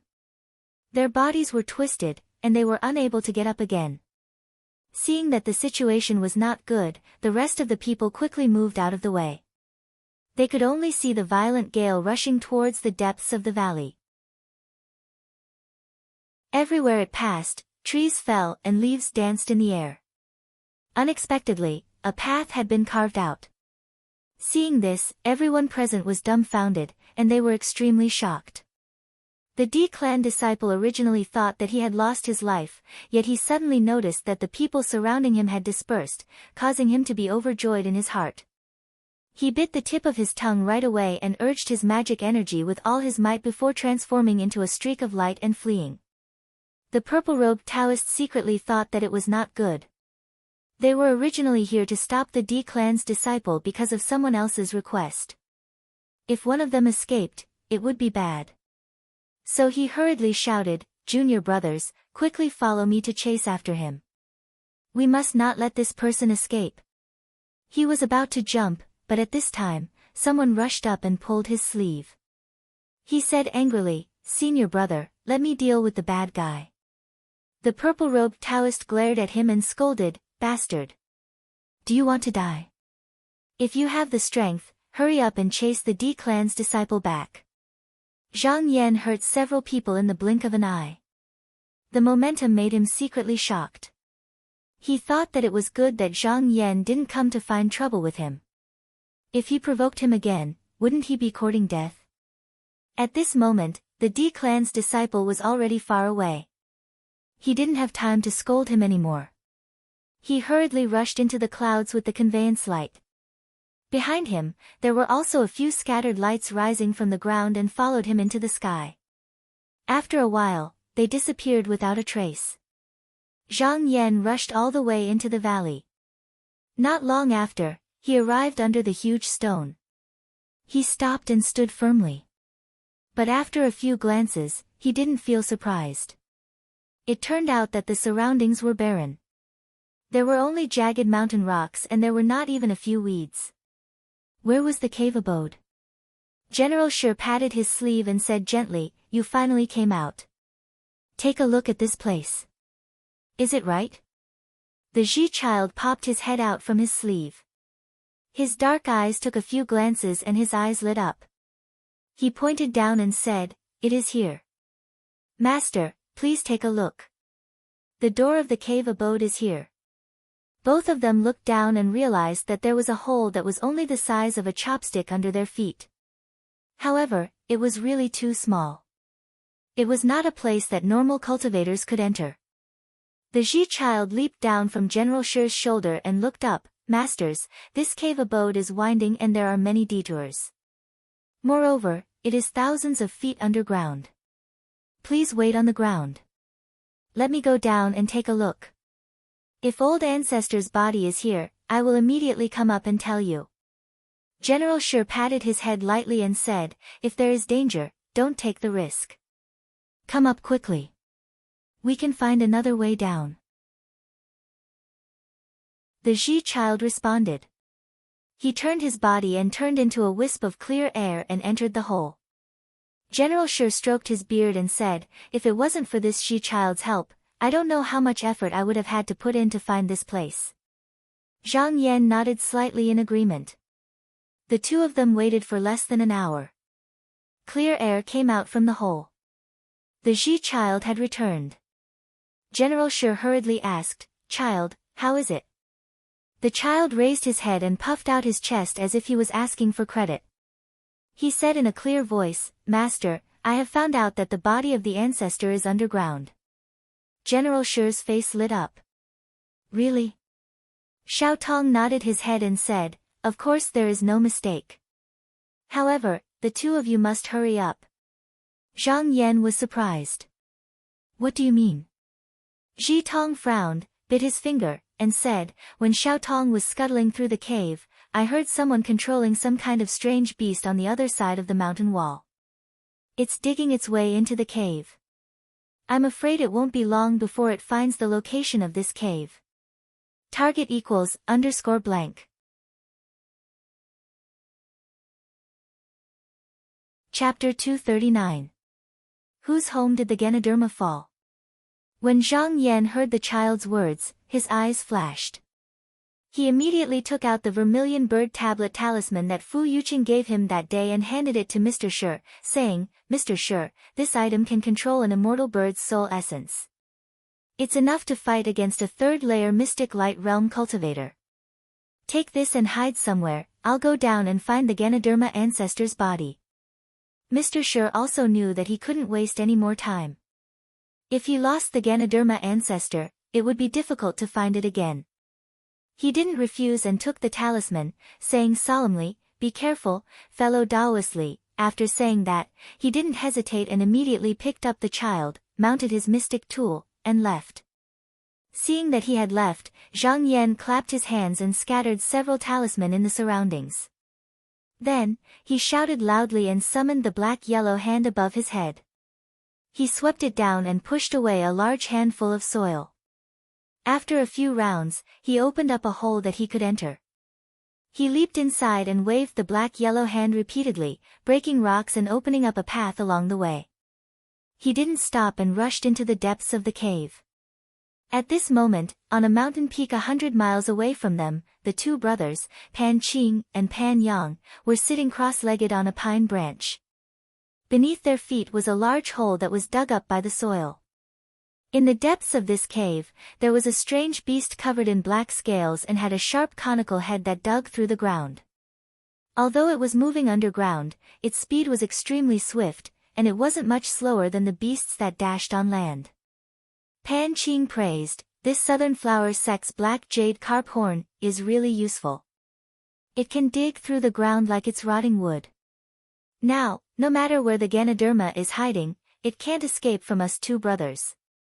Pan Yang shook his head instead and said, unfortunately, it's still inferior to Yan Yuo's black general. When it traverses the belly of the mountain, it can truly be said to travel 1,000 miles in a single day. How many of the herbs in the mountain can escape from her hands? Although the medicinal mushrooms have yet to transform, they still need to be attached to their roots to absorb spiritual energy. Although they usually hide underground, it is not impossible to find them. This, black jade carp horn, was a spiritual beast tamed by a Taoist of the Southern Flower sect. His original purpose was to search for an underground abode of immortals, but he didn't expect that it would also have such a miraculous effect when searching for spiritual items. Coincidentally, the Pan brothers were related to this person, so he brought one over for them to search for medicinal mushrooms. Unfortunately, it wasn't easy to tame this beast, and the Taoist only possessed 4 or 5 of them. Besides the one in their possession, the rest had been bought by Yan Yu who'd obtained the information from an unknown source. Pan Qing smiled bitterly and said, the Yan clan is also a large clan in the southeast. There are only 2 of us, so how can we compare to them? Among the 3 herbs used to congeal the dan, this high-quality one-chi zoisha has always been difficult to find. In these 3 years, as long as I can catch a dozen or so medicinal zoishas, this trip will not be in vain. Pan Yang also nodded and said, this time, for the sake of that silver bamboo talisman, the 2 of us have thrown away all our savings for many years. If we can find more medicinal zoishas, the rest of the herbs used to congeal the dan can be considered settled. Pan Qing still wanted to speak, but at this moment, he suddenly felt the talisman in his hand buzz and vibrate. He couldn't help but ask curiously, why is this black jade carp horn heading into the mountain? He wasn't worried that this strange beast would escape. The talisman in his hand contained the beast's blood essence and a wisp of its soul, so no matter where it ran, he would be able to detect its whereabouts. At this moment, he felt that this black jade carp horn was madly drilling into the belly of the mountain. Pan Yang straightened his upper body and guessed with a burning gaze, could it be that it found something good? Just at this moment, a wisp of spiritual energy suddenly emerged from the mud hole beneath their feet. This extremely dense wood spiritual energy rushed up, causing the 2 of them to be stunned for a moment. Then, they both greedily sucked in a breath of air at the same time, their faces revealing a shocked expression. After a while, the 2 brothers came back to their senses and looked at each other, immediately knowing that they must have found something extraordinary. Pan Qing's face showed a slight excitement, saying, second brother, this thing. Pan Yang slightly calmed the agitation in his heart. His eyes flashed a few times, but his face showed a cautious expression, saying, elder brother, this thing is so rich in spiritual energy, it may be one of the legendary medicinal zoishas. This matter must not be leaked. Pan Qing didn't hear the deeper meaning in his words and only nodded, saying, yes, it should be so. Pan Yang helplessly looked at his elder brother and simply made it clear. He pointed his mouth towards the outside and said, what I mean is, those 2 people, he made a cutting motion with his hand. Pan Qing came to his senses and lowered his head in thought. He said in a low voice, good, these 2 people are an eyesore. Let's do as second brother says, I will go and do it myself. No. Pan Yang stopped him and shook his head, saying, senior brother should wait here and block the acupuncture point to prevent others from finding out. I will go and deal with these 2 people. Pan Yang laughed, saying, that's fine. Although these 2 people come from a small sect, their minds are very flexible. If we are not careful, they will escape. I have never been good at disguising myself, so I don't want to overreach myself. Second brother, you are meticulous and won't reveal any flaws, so I will leave this matter to you. Since Cheng Hao and He Rinxian parted on bad terms with Kushoujuan at the banquet that day, they came to join the Pan brothers. Because the Pan brothers still needed these 2 people, they treated them amiably on the surface. At this moment, they were patrolling outside to prevent others from spying on them. However, they also felt that the wood's spiritual energy in this area was flourishing. Their knowledge was not as vast as the Pan brothers, so they only thought that they had found some high-grade medicinal zoishas. Cheng Hao showed an envious expression, saying, these 2 senior brothers are quite good, actually thinking of using the black jade carp horn to find a medicinal herb. He Rinxian also agreed, that's right. Who would have thought that these 2 senior brothers would have such strange beasts in their hands? This time, we've made the right decision.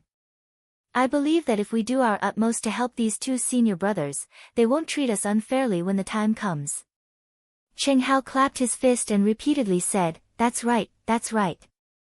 As the 2 were talking, they saw Pan Yang smiling and waving at them. Thinking that he was asking for their help, they didn't suspect anything and hurried over with smiles on their faces. Pan Yang waited for the 2 to stand in front of him, the smile on his face unchanged, but he said, my eldest brother has found a high-grade medicinal zoishas, but there is an inconvenience that requires the 2 of you to help. This matter, as he spoke, he deliberately lowered his voice, causing Cheng Hao and He Rinxian to lean forward, looking as if they were listening attentively. Who would have thought that at this time, Pan Ming's expression would suddenly become serious? He raised his hand, and a thick sand-like profound light suddenly flew out from the top of his head, brushing down on the two people. Cheng Hao and He Ren Xian were caught off guard by his sudden attack, but the two of them were used to traveling in the outside world, so they each carried a protective jade talisman.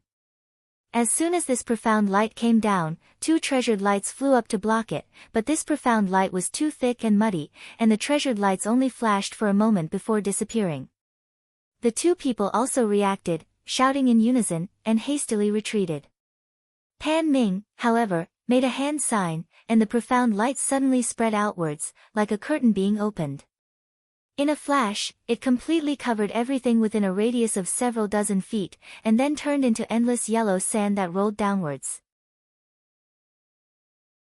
The two people were involuntarily sucked into it, and after two dizzying turns, they were turned into two piles of bloody mud, and even their origin spirits couldn't escape. Pan Yang's expression was normal, and he withdrew the profound light. He turned back to his original position, and nodded to Pan Qing, who was waiting there. Pan Qing's expression relaxed, and he laughed. Good, then we don't have to worry about a third person finding out about this. At this time, the 9 peaks were already littered with corpses, and the dead were all Wu clan's disciples and servants. Above the clouds, there were still 2 people who were fighting endlessly. And the one who had the upper hand was the green-clothed youth of unknown origin. Above his head, there was a cloud of light and mist, and it was more than 600 feet in size, floating in the air. There was also the faint sound of thunder, and green blades were flying in the air, and the momentum was extremely magnificent. Opposite him, Daoren had messy hair, a pale face, and was gasping for breath. It was obvious that he was at the point where he was at the end of his life. The green-clothed youth casually pointed forward, and the profound light above his head trembled, and a ball of green light rushed down. That Doran's eyes widened in anger, and he shouted, "You demon, my Wu clan swears to avenge today's blood feud." He clapped his hand, and a spirit talisman flew into the sky, but he was hit by the green light, and immediately died, and his soul disappeared, falling from the sky. The green-clothed youth looked at the spirit talisman that had already disappeared, but he laughed disdainfully, and said, "What is the Wu clan? Once I obtain the real body and avoid the great calamity, I will not care about the 12 mysterious clans of the southeast." He laughed coldly, pressed the cloud down, and with a wave of his hand, he grabbed the Taoist's sleeve into his palm. Then, he took out a medicinal mushroom, raised his head, and swallowed it. After standing there for a moment with his eyes closed, the green gas above his head seemed to have thickened. Not far away, there was the sound of footsteps. Ho Sanlang looked at the green-clothed youth's face, and carefully walked over. He held up a sleeve with both hands, and respectfully presented it, saying, "Venerable One, the Wu clan has been searching for a total of 5 medicinal mushrooms. Among them, there is no superior medicinal mushroom, and now they are all here." For the past half a month, he had followed the green-clothed youth around the mountain, and he had seen with his own eyes how easily this person found more than 10 medicinal mushrooms. As the number of medicinal mushrooms he consumed increased, the green gas on the green-clothed youth's body became purer. Until today, he had killed all the Wu clan cultivators on the 9-Head Mountain. Compared to half a month ago, he was much more powerful. The azure-clothed youth stretched out his hand and took the sleeve pouch. He nodded in satisfaction and said, "You've done well. I won't treat you shabbily once I succeed." Ho Sanlang's face showed that he was flattered, and he said gratefully, "Thank you for your kindness, Venerable One." The azure-clothed young man couldn't help but roar with laughter when he saw him like this, but his laughter stopped abruptly. He seemed to have noticed something, and his nose twitched repeatedly. In the end, he frowned and revealed a shocked and angry expression as he said in his heart, "Shit, I wonder which reckless person actually came into that abode. I originally intended to wait for a year or so before looking for that body, but now it's impossible. He really deserves to die. If that body is damaged in the slightest, it will ruin my plans." He did not have time to think about anything else. With a loud shout, the green energy under his feet surged, and in a split second he and Ho Sanlang soared into the sky, flying rapidly toward Broken Mountain. Hashtag you can see or, target equals, _ blank.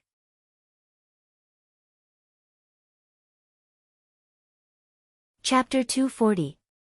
The 1000-year-old Ganoderma in my hand, a cluster of true fire to remove impurities, Part 1. On this trip to Mount Green Inch, Pan Qing and Pan Yang were well aware that they would meet many experts of the same generation, so they had made a lot of preparations in advance, even bringing a few protective array flags with them. After knowing that there was a spiritual object hidden underground, the two of them worked together to set up a formation for fear that others would covet it, and placed a restriction talisman on each of the formation entrances. After about an hour, they just now finished setting up the 63 array flags. As soon as the formation was complete, a ray of light rose up into the air, rising up to 100 feet and sinking down to 1,000 feet, protecting this area like a lump of iron. This formation was called the 7-9 interlocking formation, and it was capable of condensing the earthly chi and spiritual energy within a radius of 2.5 kilometers into one spot. Even if someone came to attack, it would be impossible to do anything to them if they didn't possess a top-notch magic treasure that could instantly destroy the formation. Although they had set up the formation, Pan Qing sighed and said, "Why do I feel a little uneasy in my heart?" Pan Yang's heart also felt an inexplicable sense of irritation, and he raised his voice a little and said with a slightly hoarse voice, "Elder brother is too sensitive. After we take the spiritual object, we only need to quickly leave. Who would know about this?" Pan Qing looked at his second brother in surprise, nodded and said, "Perhaps elder brother is worrying too much." Wait, Pan Yang was a cautious person after all, and after thinking for a while, said, "Elder brother's words are somewhat reasonable. I ask elder brother to stay here and guard the formation. Give the talisman of the carp horn to younger brother will go find the spiritual object." Pan Qing was not a person with his own opinions, so he said without hesitation, "Then so be it." He handed the talisman to Pan Yang, and the latter slightly calmed his mind, turned around and leapt into the mud hole under his feet. Pan Qing sat cross-legged on a treetop, closed his eyes and began to adjust his breathing. After about the time it took for a stick of incense to burn, Pan Qing suddenly raised his head and opened his eyes, seeing a green cloud coming from the horizon, but in the blink of an eye, it was already in front of him.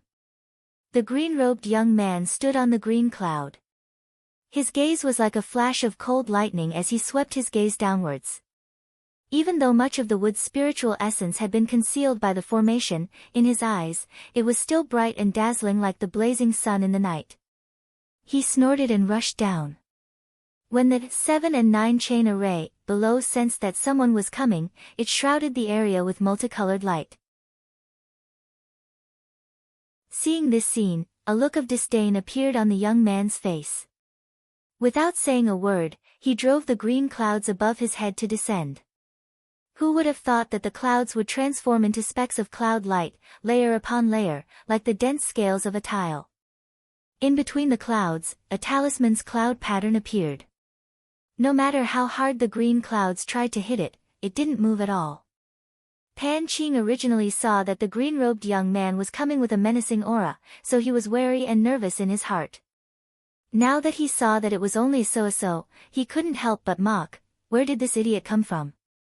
Does he think that my 7 and 9 chain array is so easy to break?" The green-robed young man had rushed here and wasted a lot of time.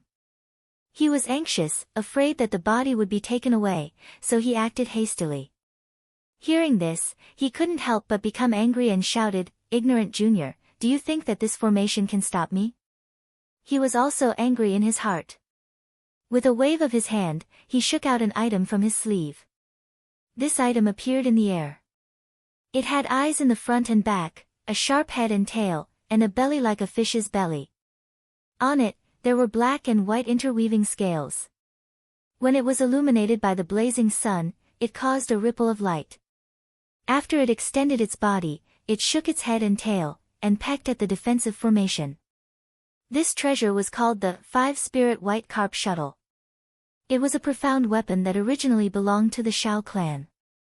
Because Zhang Yan fought against 100 people on the open sea by himself, the Shao clan suspected that he had a powerful magic treasure to protect himself, so they lent it to the Ho clan to use. After this item reached Ho Sanlang's hands, it was given to the green-robed young man. This treasure was refined from 5 kinds of spiritual objects, and it secretly conformed to the way of yin and yang. It specialized in destroying magic treasures and formations. At this moment, it drilled into the defensive formation, and it easily drilled in without any obstruction. Just like after it entered the formation, the 2 eyes in the front and back of the treasure let out a roar of angry waves. It was like a funnel sinking sand, or a tornado sucking in water, and it sucked in all the spiritual energy in the area.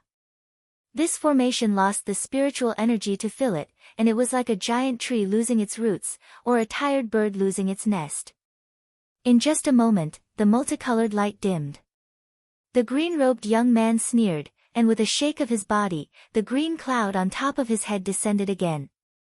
There was a loud noise, and as the branches and leaves fell, the formation was broken. Pan Qing didn't expect this person to be so powerful. In a panic, he took out a bright and clean jade bead, and with a wave of his hand, a golden light like a bronze bell covered his body. How could the green-robed young man be willing to be entangled with him here? Impatient, he drove the 5-spirit white carp shuttle to attack. The treasure only pecked at the golden light, and it broke through like thin cloth. After entering the inner circle, it still wasn't willing to give up. With a swing of its head and tail, it turned into a swift stream of light and pierced through Pan Qing's heart. Pan Qing's eyes widened, and his face was full of disbelief. He clutched his chest and took 2 steps back. Looking at the jade bead that had already been crushed into powder in his hand, he let out a loud cry and fell backwards. The green-robed young man beckoned with his hand, and the spirit shuttle reluctantly turned around in the air before returning to his hand. He coldly snorted at Pan Qing's corpse, and said, "A mantis trying to stop a chariot. Overestimating your own strength." With a flick of his sleeve, he turned into a green light and flew towards the mud cave. At this moment, in another cave, Zhang Yan was driving the black-yellow hand to cut open the mountain, and dig the ground. His journey down was very smooth, and there were no obstructions along the way. About half an hour later, a smooth stone wall appeared in front of him, and the dense wood spiritual energy seemed to rush towards him, seeping into his lungs. Knowing that he had found the right place, Zhang Yan couldn't help but feel excited. With a loud shout, he charged forward, and with a loud rumble, he smashed a hole in the wall, and rushed into a cave dwelling. When he looked up, he saw that the cave dwelling was about 1,000 feet wide, and looked like a hollowed-out piece of rock. Water vapor could be faintly seen inside, and it looked like a jade bead in an icy mist, sprinkling with rain and dew. Right in the middle of the room, there was a medicinal zoysha the length of an adult's arm. Its crown was like an umbrella, and the zoysha's body was curvy and exquisite like a beauty's, graceful and graceful. At first glance, it looked like a young woman holding an umbrella, faintly discernible in the mist. Zhang Yan took a few glances at it, and praised, "What a beautiful zoysha." The Wenqi zoysha was also known as the beauty zoysha, but it didn't look like that in the illustrated handbook. At first, he didn't understand what it meant, but now that he had a closer look, it seemed that only the shell of the zoysha ancestor could live up to its name. His eyes swept around, and he discovered that other than the shell of the zoysha ancestor, there were more than a dozen high-grade medicinal zoyshas, all of them clinging to several thick roots, exuding a chilly aura like clear water in the cave. His gaze followed, and he saw that there were many holes on the ceiling, and dozens of large tree roots were hanging down from these holes. These medicinal zoyshas were absorbing the essence qi from these roots. With the concealment of this hidden cave dwelling, and the fact that this place was over 1,000 feet above the ground, these medicinal zoyshas could cultivate here with peace of mind, not worrying about being captured. But now, they had grown so stupid that their hands and feet were as small as their little toes, and they had long lost the ability to escape. Right at this moment, Zhang Yan's expression changed. On the other side of the cave-dwelling spirit, there was a gap about the height of a man, and a deep tunnel that led to an unknown place. It must have been dug out by the strange beast. With his hearing, he could already hear the rumbling sounds coming from inside, as if someone was fighting fiercely inside. Zhang Yan smiled faintly, and with a wave of his sleeves, he collected all the medicinal zoysias into his bag. He then picked up the zoysia ancestor and leaped up, flying back the way he came. This zoysia ancestor was only a shell now, and he couldn't leave the ground for more than an hour, or it would definitely die. Thus, he didn't dare to tarry, and only wanted to leave this place as soon as possible. Just as he left, he saw a flash of green light, and the green-robed young man rushed in from the opposite gap, his body covered in blood. A sharp glint flashed in his eyes, and when he looked around, he found that the cave dwelling was already empty. Not far away from him, there was a hole that had been broken open. Obviously, someone had arrived before him. Instantly enraged, he let out a loud roar and chased after the intruder. Although Zhang Yan's descent into the ground was slow, his return to the surface was extremely fast, and it didn't take long for him to see the sun again. When he heard the commotion behind him, his face darkened, and he quickly turned around, throwing out a punch. The green-robed young man didn't know that the person in front of him was Zhang Yan, and thought that there was no one here who could be his opponent. But when he saw a strong gust of wind pressing down on him like a mountain, and a fist growing bigger and bigger in front of him, he was shocked. In a hurry, he let out a shout and blew out a wisp of green gas from his mouth and nose. With a loud bang, the mountain cracked open, and the green-robed young man was smashed back into the ground by this punch.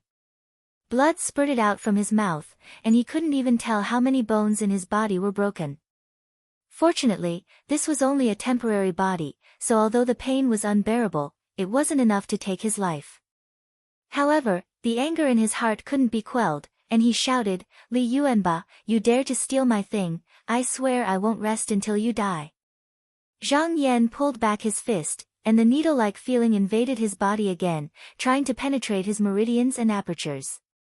He raised his brow, and by using his Xian Gong, he was able to stop this strange qi. When he heard the green-robed young man's voice, his eyes narrowed. He wanted to kill this person right now and end this trouble, but after thinking about it, he gave up on the idea. This green-robed young man had a lot of tricks up his sleeves, and he still hadn't seen through them. If he really fought with this person, the outcome wouldn't be decided in a short period of time. Now that he had the zoysia ancestor in hand, it was even more inconvenient for him to stay here, so he said loudly, "I have no time to accompany you today. Take care, I'll see you in the future." After that, he let out a long laugh, waved his sleeves, and left. A gust of wind blew by, and he was already in the sky. Right now, it wasn't convenient for him to find Mr. Shi, so he simply chose a direction and flew away. After traveling for 1,000 miles, he suddenly felt one of the apertures in his body suddenly jump. He was startled at first, but then he was overjoyed. He didn't care about anything else, and with a shake of his body, he flew in the southwest direction for 100 miles, found a stream, and instantly sank to the bottom of the riverbed. He sat down in a lotus position, and with his mind focused, he began to use his Xian Gong. Target equals _blank.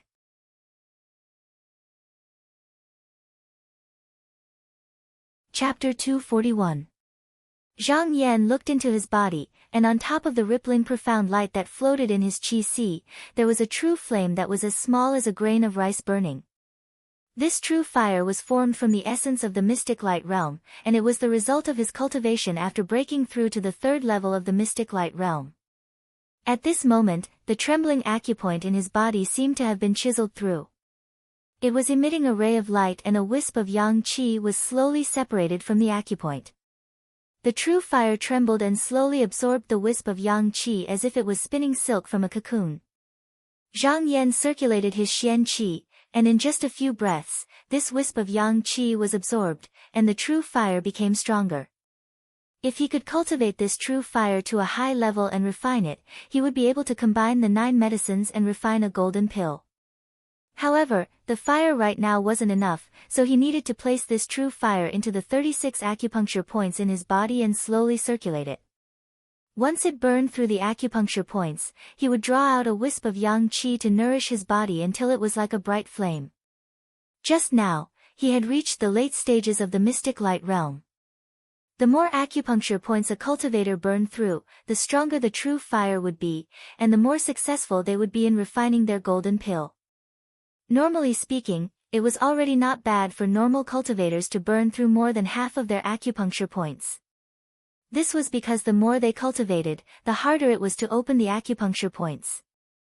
At the start, it would only take a month or so to burn through one acupuncture point, but towards the end, it would take 10 years or even dozens of years. Mystic Light Realm cultivators only had a lifespan of 300, and not everyone could form a golden pill. Where would they find the time to open all the acupuncture points? Cultivators that could absorb all the yang qi in the 36 acupuncture points were all extremely talented and would only appear once in 1,000 years. Just now, the acupuncture points in Zhang Yan's body were beating. This was the sign of the first acupuncture point being burned through by the true fire. Seeing that his cultivation was improving without him knowing, he was happy. He moved the true fire and placed it into the next acupuncture point to slowly refine it. He slowly opened his eyes and picked up the Zoisha ancestor's body that was lying on the riverbed. Although this item was said to be spoiled once it left the soil, he had already prepared a way to deal with it before he came to Mount Qingsuan. He shook his hand and sent a ball of Earth Element's 6th essence qi onto it.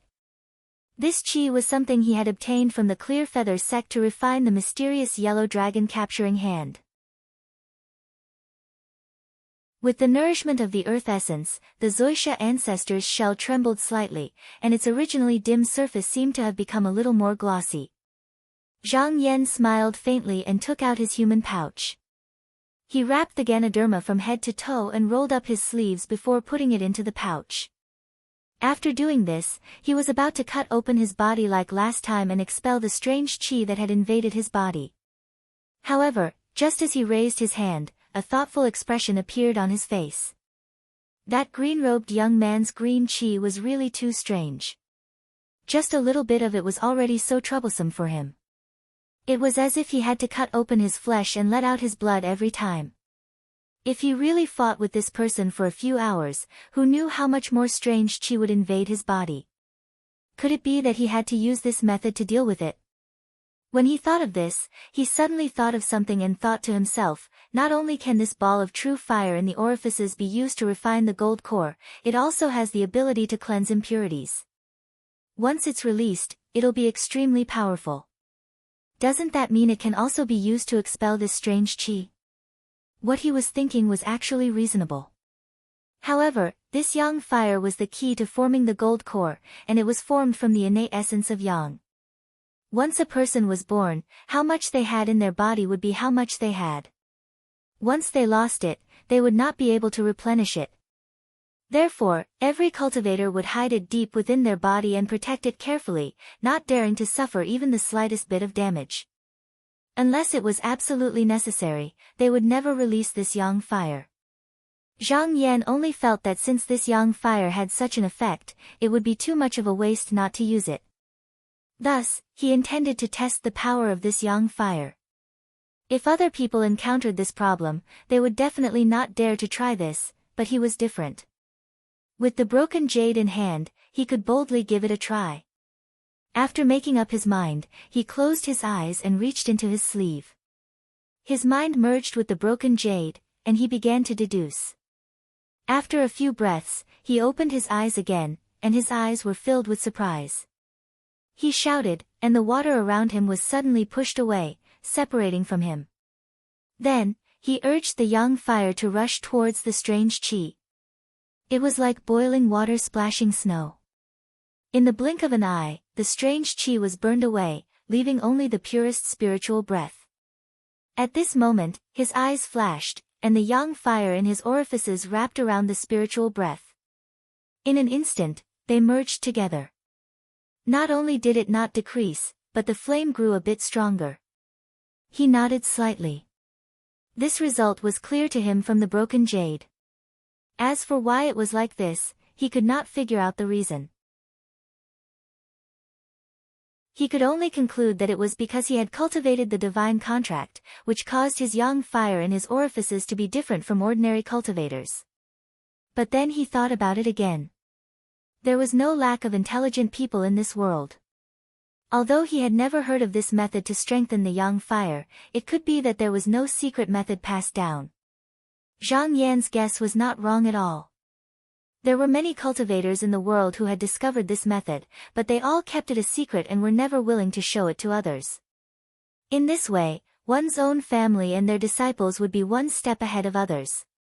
Many aristocratic families that had thousands of years of inheritance also knew of this technique, but they used various methods to conceal it. Even the direct descendants might not know the entire technique. For example, Zhou Chengju was originally a direct disciple of the Zhou clan, and the Zhou clan had this method. But he did not tell Zhang Yan, not because he was selfish, but because this method was divided into internal and external methods. When cultivating, the disciple used the internal method, and the elder used the external method. Only when the two worked together could they succeed, so there was no possibility of it being leaked. So even if he wanted to teach Zhang Yan, there was no way he could say it. After thinking about it, he even thought that if he said it, it might distract Zhang Yan's mind, so he simply did not mention it. But even with this method, strengthening the yang fire by 30 to 40% was already the limit. In a situation like Zhang Yan's, as long as there was strange energy entering his body, he could use it for his own use, and thus strengthen the yang fire. This was the first and only case. Zhang Yan pondered in his heart as well. In this way, he could make use of this azure-clothed youth, and he might really be able to burn through all 36 apertures. At this moment, he faintly felt that if he really wanted to become an immortal, this step must not be easily missed, and he must grasp this opportunity tightly. Just when he was comprehending in his heart, he heard a shrill howl in the sky, and someone shouted, "Li Yuanba, do you think I can't find you by hiding here? Quickly get out here." Zhang Yan said in his heart, "You've come at the right time." He shook his sleeve, and an unknown amount of water was swept up, and turned into a reverse waterfall that flew straight up to the clouds. At this moment, in the depths of Mount Duan, in the abode of the Zoisha ancestor, Pen Yang was coughing up blood all the way as he walked carefully. The reason he was able to escape from the hands of the azure-clothed youth was all thanks to his vigilance. He asked his brother Pan Qing for the talisman to control the black jade carp horn. Long before he entered the cave, he ordered the beast to dig a way out of the ground. Thus, he was able to escape in time at the critical moment. He was also very daring, deducing that if the young man in green had obtained the spiritual item, he would definitely not stay here for long, so he had just escaped and turned back. He first turned his brother's corpse into a coffin, but he was unwilling to give up, so he returned to the underground to investigate. After entering the cave, he walked around carefully, looking at the traces left behind by the high-quality medicinal herbs, and a thoughtful expression appeared on his face. With his eyesight, he could almost instantly tell what kind of item was left behind. He was sure that the spiritual item that emitted a thick wood qi was definitely not something these high-quality medicinal herbs could compare to, and this item might be the legendary Zoisha ancestor's body. His gaze flickered indeterminately. From the situation in the abode, it seemed that someone else had entered this place from another cave, and the mountain-splitting tremor he heard later seemed to have been caused by the battle between these two people. Thus, the person who obtained the spirit item might not be the green-clothed youth. Thinking of this, he was unwilling to give up. This spiritual item was originally discovered by him and his brother together, but it was taken by someone else, and even his brother had lost his life because of it. No matter what, he had to avenge this, and he had to find a way to snatch that spiritual item back.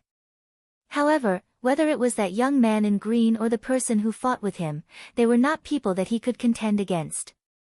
He thought for a while, and his eyes shone with hatred, and said, "If I can't get it, then any one of you will get it." He first took out a talisman, and used a mysterious light to carve a few words on it. With a clap of his hands, the talisman turned into a long rainbow, and flew away without a trace. Then, he leaped up and headed towards 1,000 Feet Peak. In less than 4 hours, he arrived at 1,000 Feet Peak. This place had long been marked by the Shi clan, and no one was allowed to enter without disguise. Therefore, after he deliberately revealed himself, he only circled around the peak a few times, and he was seen by the Shi clan. Immediately, a cultivator flew up to the cloud, and said, "Where are you from? Don't you know that the Shi clan forbids you from entering this place?" Pan Yang hurriedly said, "I'm Pan Ming from Anqiu sect, and I've met fellow Taoist Shi once before. I'm here to tell you some important matters." That cultivator saw that he spoke sincerely, and hesitated for a while, and said, "Please wait for a moment." Then, he went into the depths of the peak. In less than a moment, he turned back, and said, "Fellow Taoist, follow me." Pan Yang made up his mind, and followed that cultivator into a dense forest. After crossing a mountain stream, on a cliff, he saw Shi Yifan sitting on a big rock from afar, and there were a dozen servants beside him. Pan Yang quickly descended the cloud, and went forward to greet him. Shi Yifan was a lazy person, and after taking a look at him, he didn't even put down the whip in his hand, and casually cupped his hands at him, and said, "Fellow Taoist Pan, what brings you here?" Pan Yang looked to his left and right. His lips moved, and he spilled out what he knew word by word. Shi Yifan was still a little careless at first, but as he listened, his eyes lit up, and he suddenly stood up, and stared at him, and said, "Is this true?" Pan Yang said loudly, "It's true." Shi Yifan clenched his fists, and then loosened them, and suddenly asked, "Who else did you tell about this?" Pan Yang smiled, and said, "I've already told Miss Yen about this." "What?" Shi Yifan angrily took 2 steps forward, and raised the whip in his hand. Then, as if he thought of something, he snorted, and put down the whip, and said mockingly, "Fellow Taoist, you're quite smart." Pan Yang calmly said, "Not at all. I'm weak, and I'm alone, so I have no choice but to tell you about this." This was also his way of protecting himself.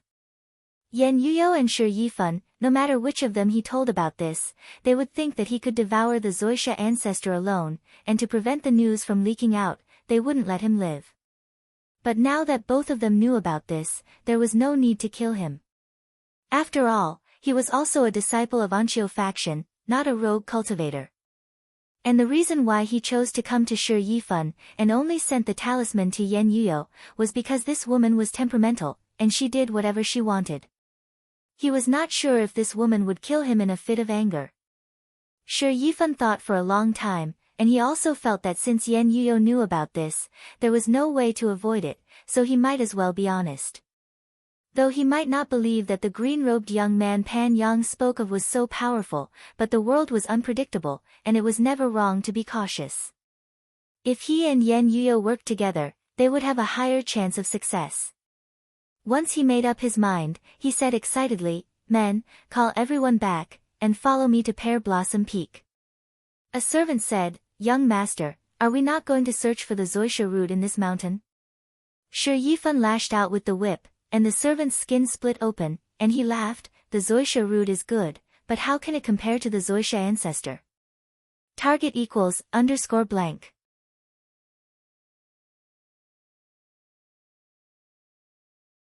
Chapter 242.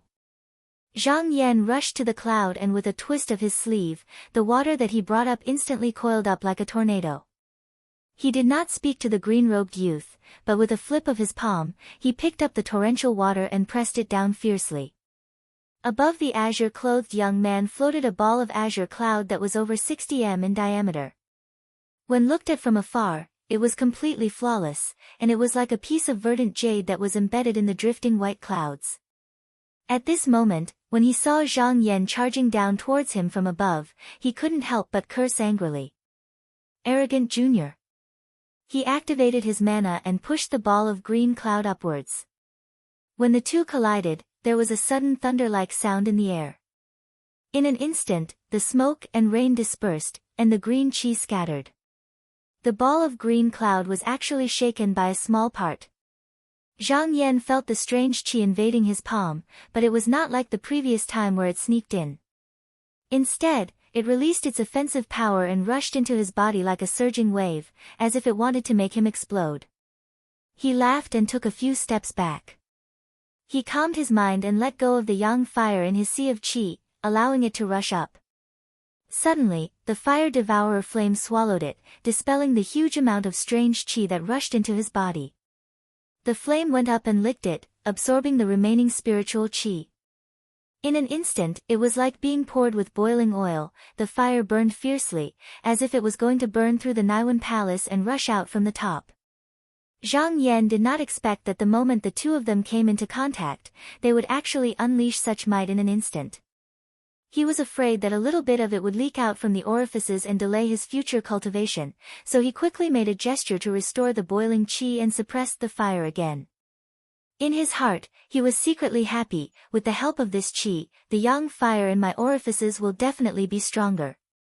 If I can do this a few more times, I will be able to burn all 36 orifices in 3 years in Mount Qingsuan. The green-robed youth had fought with Zhang Yan twice, and both times he was at a disadvantage. The first time was because he wanted to subdue Zhang Yan, so they separated after a short fight.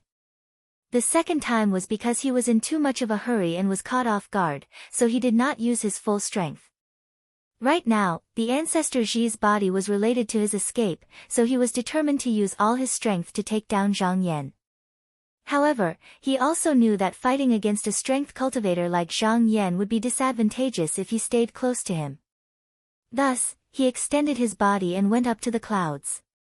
With a shake of his shoulder, countless chaotic clouds gathered above his head, and in an instant, the green clouds above his head returned to its original state.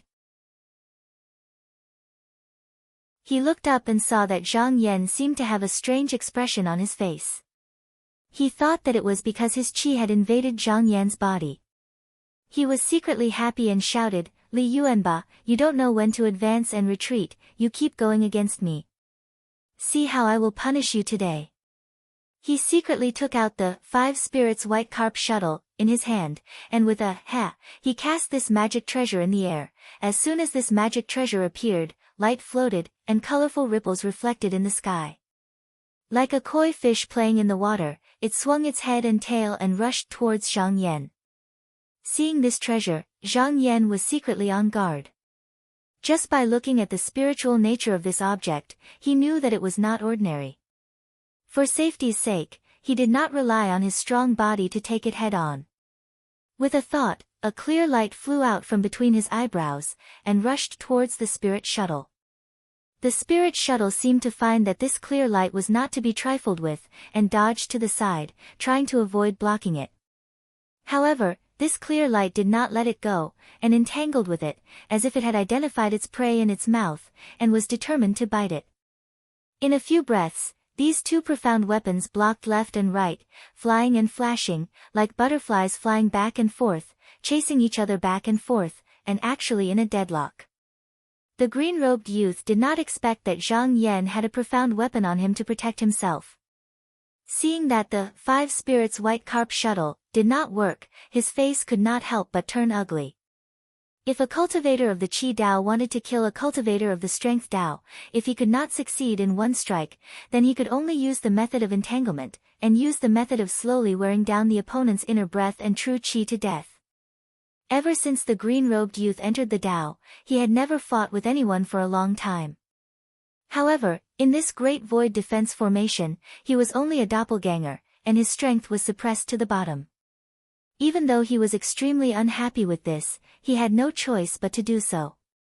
He cursed in his heart and made a hand seal. The green cloud above his head suddenly split into cloud flowers of various sizes, like the waves of a bamboo sea, emitting a myriad of green and jade colors. These cloud flowers shook again, and in a split second, they turned into countless fine jade needles that fell down with a whistling sound. Zhang Yan saw that the jade needles were falling from the sky, and they were like fine rain, and almost covered a radius of a few miles. There was no space for him to dodge. Although he wanted to borrow the opponent's strange qi to strengthen his true fire, he would not be beaten up blindly. That would inevitably arouse the opponent's suspicion. Therefore, he leaped up, and his hands moved repeatedly, and slapped away the pine needle-like qi of essence, all the way towards the green-robed youth. How could the green-robed youth allow him to get close again? His body shook, and he flew away in a green light. Zhang Yan looked at the direction where the green-robed youth was escaping, and with a shake of his sleeve, he threw out the 2 golden hammers, and with another incantation, they turned into 2 spiraling golden lights, and hit in that direction. The green-robed youth laughed, and did not dodge. He only raised his hand and patted the green cloud above his head. Immediately, pieces of green leaves flew out, and caught the 2 golden hammers, preventing them from falling. Zhang Yan moved forward in this jade needle-like cloud. At first, he could still determine the direction, but later on, those cloud flowers kept flying out from the green cloud, and then turned into countless green lights that fell down. Not only could he not see the green-robed youth's figure, but it also became difficult to move.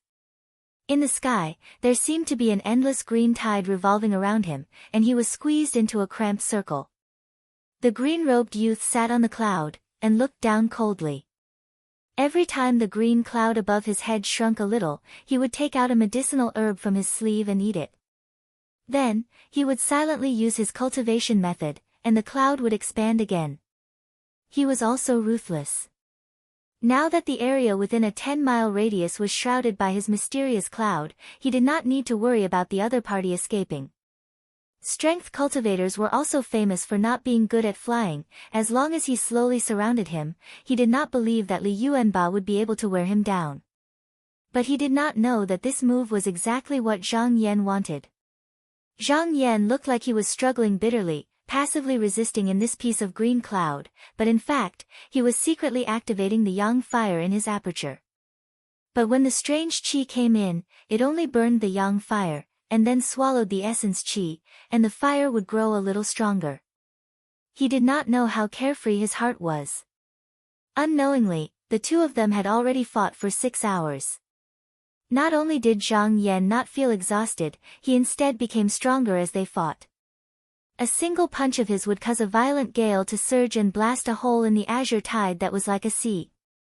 The green-robed youth was also puzzled. At this time, he had already swallowed the 2nd medicinal herb, but this Li Yuanba did not show any signs of fatigue or instability. Moreover, in such an intense battle, the essence qi that he had invaded the other's body should have taken effect long ago, so why did this person not fall? Could it be that there was some method that could restrain that essence qi? He frowned.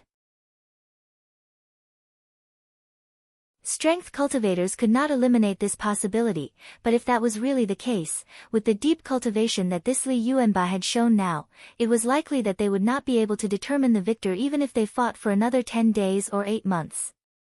Thinking of this, his heart was filled with irritation. But now that they had come to this point, he could not stop. The green-robed youth pondered for a while, then said, Li Yuanba, to be able to last until now, you can be considered a character.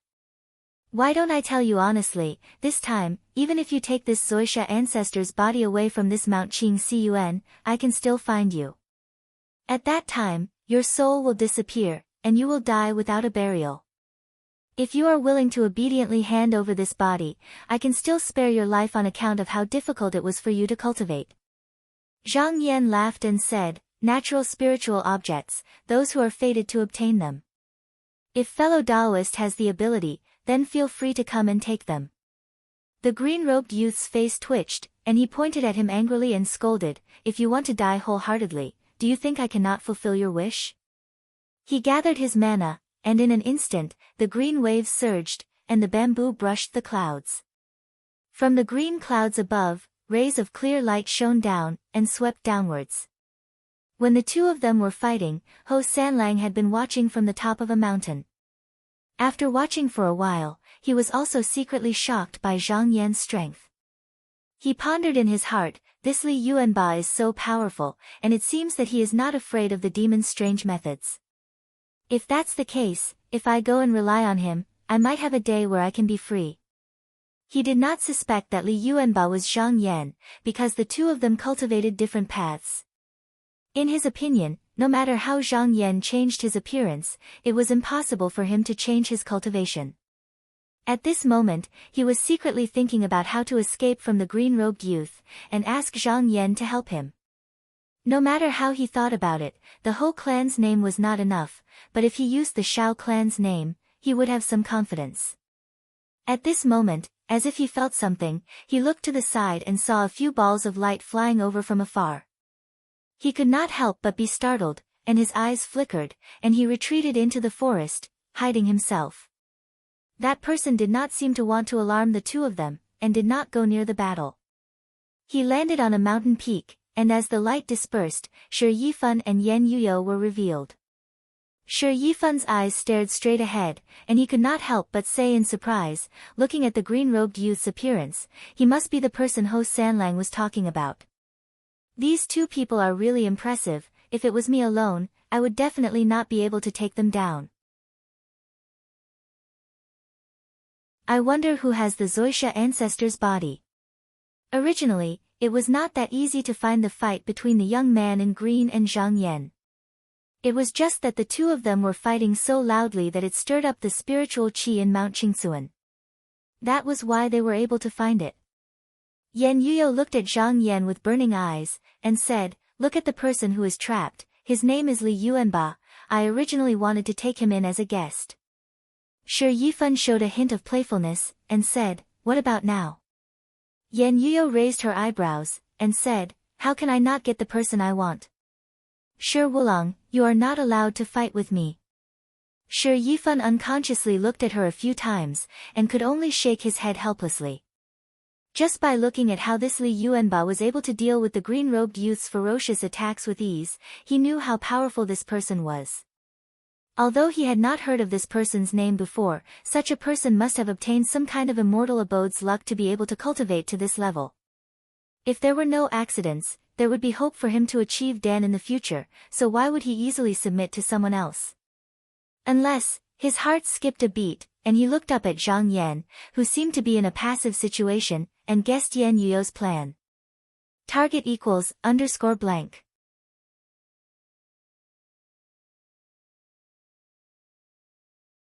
Chapter 243. Shi Yifan guessed that Yan Yuyo must have seen how strong the green-clothed youth was, so she was eager to help Li Yuanba and wanted to help him immediately. But in that case, there would be one more person to share the Zoisha ancestor with. How could Shi Yifan be willing to do that? He did not know what Yan Yuyo and Li Yuanba had talked about, but if this person was really roped in by her, how could he stop the two of them from suppressing him? Yan Yuyo's words caused many thoughts to run through his mind, and he began to calculate the pros and cons of the situation. Although with Yan Yuyo's temperamental personality, she might not have so many twists and turns in her mind, but because it involved Shi Yifan's own interests, he had no choice but to think about it. Therefore, he said, "Junior sister Yan, the human heart is unpredictable. If you and I go up now, Li Yuanba might not appreciate it. Wouldn't it be better for us to stay here and watch the two of them fight each other and reap the benefits?" Hearing this, Yan Yuyo turned to look at Shi Yifan with a meaningful gaze, and said playfully, "Is Wulong worried that with Li Yuanba's help, I will swallow the share that belongs to you?" Shi Yifan wasn't embarrassed in the slightest when his thoughts were seen through, and he simply admitted it frankly. "It's exactly like that. Junior sister Yan really understands my thoughts. Our clans have been friends for generations, so why should an outsider benefit from it? Don't you think so?" Yan Yuyo smiled and waved her hand lightly, saying, "Wulong, don't worry. Li Yuanba is proud and arrogant, and I thought I could subdue him. But now it seems that his cultivation is profound, and he can fight evenly with the green-clothed man. It was just my wishful thinking before. He most likely won't submit to me. But in junior sister's opinion, if Li Yuanba is defeated, with our current cultivation, it is still not enough to take down the green-clothed man." Shi Yifan was stunned. He frowned and asked tentatively, "Then junior sister's plan is?" Yan Yuyo chuckled and said, "If Wulong is willing to help, I have a treasure that can take down both of them in one fell swoop." Shi Yifan was surprised. What kind of treasure could be so powerful? No matter how he thought about it, he couldn't think of any Dharma treasure in the Yen clan that had such power. Could it be a profound level weapon? However, even for a large clan like the Yen clan, a profound level weapon would not be given to a junior like her. Yan Yuyo raised her white hand and said, "Wulong, please look." Chinese website/download, with a point of her jade-like finger, a small black banner flew out from her sleeve. With a shake of the banner, cold smoke and black clouds floated up. Inside the smoke, one could faintly see thousands of pale-skinned cultivators with blood-red lips and lifeless eyes. Shi Yifan suddenly widened his eyes and exclaimed, Shen Bodong, Wang Hui, Yan Zhenfeng, Wu Jiaojiao, these people were the cultivators that Yan Yuyo had found an excuse to kill over the years. Among them, there were even a few disciples from large sects with outstanding talent. Previously, he heard that they had gone missing, but he didn't expect them to be here. Now, it seemed like they were all walking corpses. Shi Yifan suddenly thought of something. He pointed at the banner and said with a trembling voice, Why, you're using the evil sect's corpse refining technique? Wulong, you have a good eye, Yan Yuyo praised. She then looked at the green-robed youth and Zhang Yan. With a wave of her hand, the banner returned to her hand. Now, as long as I can pull these two to my Yin Fiend corpse burial banner, no one in the same generation as me will be able to compete with me. Shi Yifan's mind raced, then he suddenly remembered something and said, No wonder there was a flaw in your cultivation. I see. Wulong, you've noticed it. Yan Yuyo played with the banner in her hand and sighed. In order to cultivate this technique, my cultivation is not pure. But it doesn't matter. No matter how good the Yan clan is, it can only support me up to core transformation realm. What's so special about that? Once I've refined this banner, I'll have endless benefits that the clan can't give me. When Shi Yifan heard this, he felt something was wrong. Yan Yuyo's words and actions today were very different from usual, making him feel like a stranger. Furthermore, she shouldn't have told him about these secrets. The more this woman said, the more uneasy he felt. The corner of his eyes twitched, and he asked warily, Junior sister, how do you need me to help you? Yan Yuyo turned around and looked at him with a smile like a flower. She said, I just wanted to invite you up the banner, Wulong. Shi Yifan turned pale with fright when he heard this. He slapped the plump-horned Jin Yun deer that he was sitting on, causing clouds to rise from its hooves. He was about to leave, but the moment he lifted his body, he felt the mount tremble and stood still. He immediately realized that Yan Yuyo must have done something when they were talking. He couldn't help but feel hatred in his heart, so he reluctantly abandoned the mount and tried to fly away. Yan Yuyo chuckled and said, Why are you in such a hurry to leave, Wulong? Are you not willing to help little sister? She raised her wrist and a fiery cloud flew over. Seeing how fast and fierce it was, Shi Yifan could see that this attack had been stored up for a long time, so he couldn't dodge it. He had no choice but to release his profound light to block it. Although he had successfully dispersed this ball of flying fire, his figure had also become sluggish, and he had lost the opportunity to escape. At the same time, Yan Yuyo held the baleful Yin corpse burial banner in her hand. With a wave, dozens of black gas flew out, and on top of each black gas stood an expressionless Yin corpse. Shi Yifan's heart tightened. Yan Yuyo's cultivation was similar to his, so if the two of them fought, it wouldn't be easy to determine the winner. If there were dozens of Yin corpses, how could he resist them?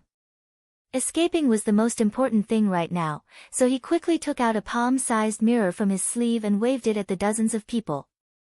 The mirror released a white light, like the sun melting the snow and the moon dispersing the clouds. With just one light, it pierced through the chest of one of the people in front of him. This mirror was called the Qi Melting Mirror, and it was very powerful. Anyone that was hit by the mirror light would be pierced through their flesh and blood, destroying their flesh. Under the light, the dozens of Yin corpses were torn to pieces by the light, no longer in human shape. Yan Yuyo's face was full of ridicule.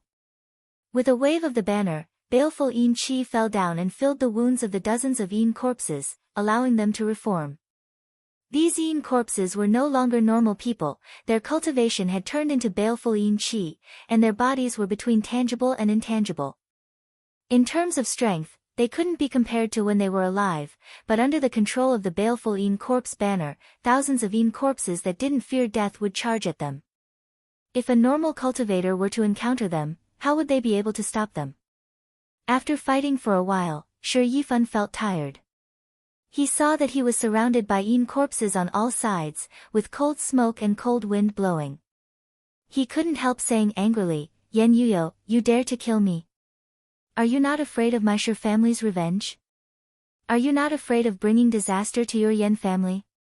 Yan Yuyo gave a contemptuous smile and snorted, "This lady's baleful corpse banner needs 3 more main corpses to reach the small success stage. Then I'll go to the ancestral hall to get the decree and I'll be able to obtain my sex ancient technique. In the future, I'll have a chance to reach the Tao. With such an immortal fate in hand, why would I care about such a small matter?" When Shi Yifan heard this, he completely gave up and started scolding, only using the most vicious words. But Yan Yuyo looked at him with interest, as if she wasn't angry at all. Under the encirclement of the corpses that didn't know what fatigue was, Shi Yifan's qi surged over, and in just a moment his heart and lungs felt cold. His hands and feet became stiff, as if he was placed in 10,000-year-old ice. After struggling for an hour, he couldn't hold on any longer. The corpses let out roars and swarmed over him.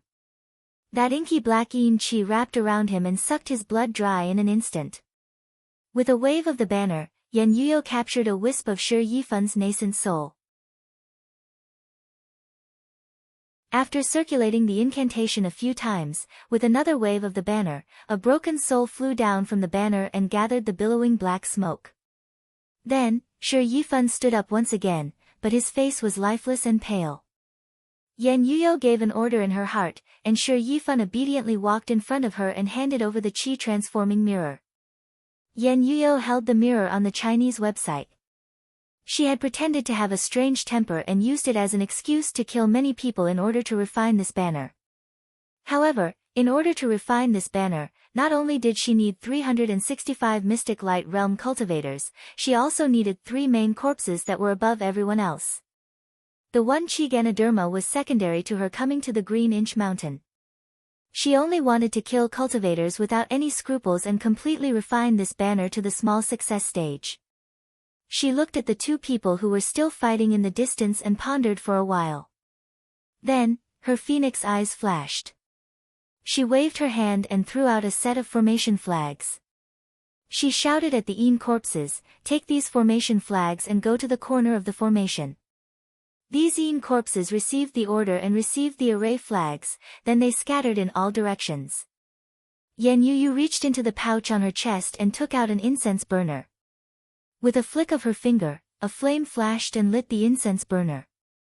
In a flash, smoke rolled out and transformed into a boundless mist that suffused the air. The incense within the furnace was called the 5-net smoke, and it came from the same sect as the Fiend Corpse Chariot flag. If a cultivator who didn't know what was going on were to accidentally inhale a mouthful of the smoke, they would be bewitched and lose their minds. Not long after, Yan Yu felt something in her mind. She knew that it was the corpses that had arranged the array. Her heart calmed down. She thought that her arrangement was perfect, so she slapped the cloud couch under her and flew into the air. With a wave of the Fiend Corpse Chariot, several hundred strands of black smoke fell from it. The several hundred corpses let out mournful howls as they charged at Zhang Yan and the blue-clothed youth. The green-robed youth and Zhang Yan were in the middle of a fierce battle. Suddenly, they saw dark clouds rolling in the south, and a cloud of black qi that blotted out the sky and covered the earth was flying towards them. Both of them stopped fighting at the same time. The blue-clothed youth had his hands behind his back in the air.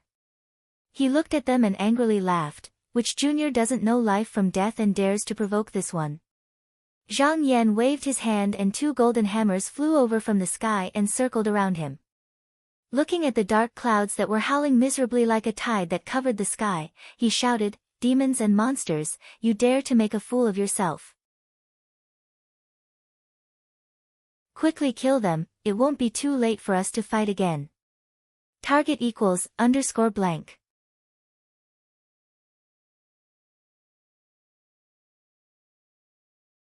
Chapter 244.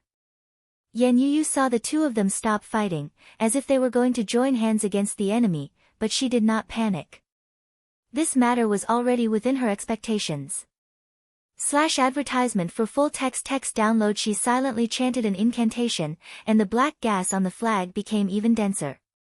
The dark clouds on all sides merged together in the sky, as if imprisoning this part of the world in a cage. She held the Een Fiend corpse flag in her hand.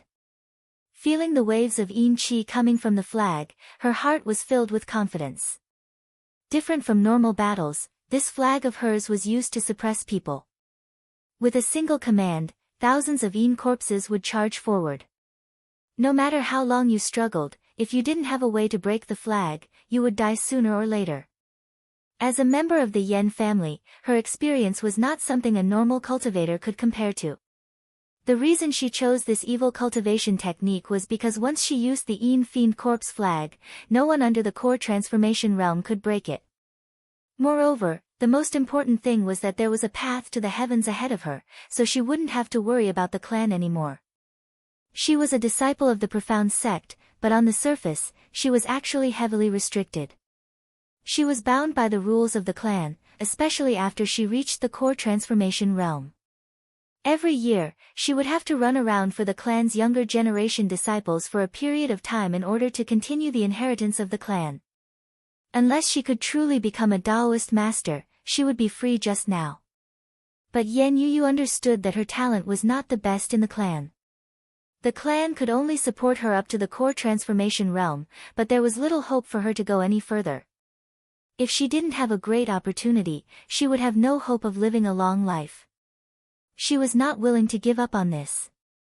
But once she refined this flag, she would be able to inherit the clan's legacy, allowing her to walk on the path to the heavens. How could she not firmly grasp this opportunity? Even if she was expelled from the clan because of this, she would accept it. At this time, the several hundred Een corpses had already killed their way in front of Zhang Yan and the blue-clothed youth. These Een corpses had no expression on their faces and their minds were not clear, only knowing how to kill. They had already been entangled with the baleful Een aura, and when they flew over, the area below their waists mixed with the baleful Een aura. They let out howling sounds as they flew, looking like ghosts that were born from the dark clouds. Zhang Yan was not afraid in the face of this surging tide. He stood in front of it, clenched his fists, and took a deep breath. His chest bulged, and he suddenly opened his mouth to exhale, and suddenly let out a loud shout. When this shout came out, it was like the roar of a dragon or tiger. The sound shook the surroundings and instantly stirred up a wave of air that could topple mountains and overturn the seas. The black fog that was like a rolling wave seemed to have hit a reef. In the blink of an eye, the dark clouds split apart and the cold smoke scattered. The dozens of Een corpses in front of it instantly exploded. /advertisement for full text txt download. The Een corpses were attacked as soon as they charged forward. Yen Yu was also a little surprised. She quickly waved the banner and gathered the Een corpses into a pile. She once again aggressively charged forward. Zhang Yan let out a breath. When he was about to take a breath, he saw that the color of the fog was not pure and it was strange. He became vigilant and closed his mouth and nose. He also sealed all the pores on his body and only adjusted his breathing. Even if a normal cultivator did this, it would be hard for the baleful Een Chi to enter their body. But his body was as hard as metal, the baleful Een Chi could not enter his body at all. He gave a loud shout and sent out a punch. The sound of the air breaking rang out and the wind from his fist surged out. Instantly, the Een corpses fell to the ground. Facing the pressure of his fist, the dozens of Een corpses were instantly swept away, revealing a large area. At this time, there was only a rumbling sound that could be heard. Although the Een corpses continued to charge forward, he was like a mountain in the middle of the sea. The blue-clothed youth was also surrounded by dozens of Een corpses. Seeing these things that were human yet not human, like ghosts yet not ghosts, he gave a cold snort. The blue cloud above his head trembled and blue flowers floated out. They spread out several miles and fell down like falling flowers. Once they fell into the black Een Chi, there was a glowing blue light that shined like a light. Wherever the light went, the Een corpses were all turned to dust. He saw that these Een corpses were only so and his heart filled with disdain. Looking up, he saw that his surroundings were filled with a black fog. Even with his current body's eyesight, he could not see through it and could not see where the person holding the banner was.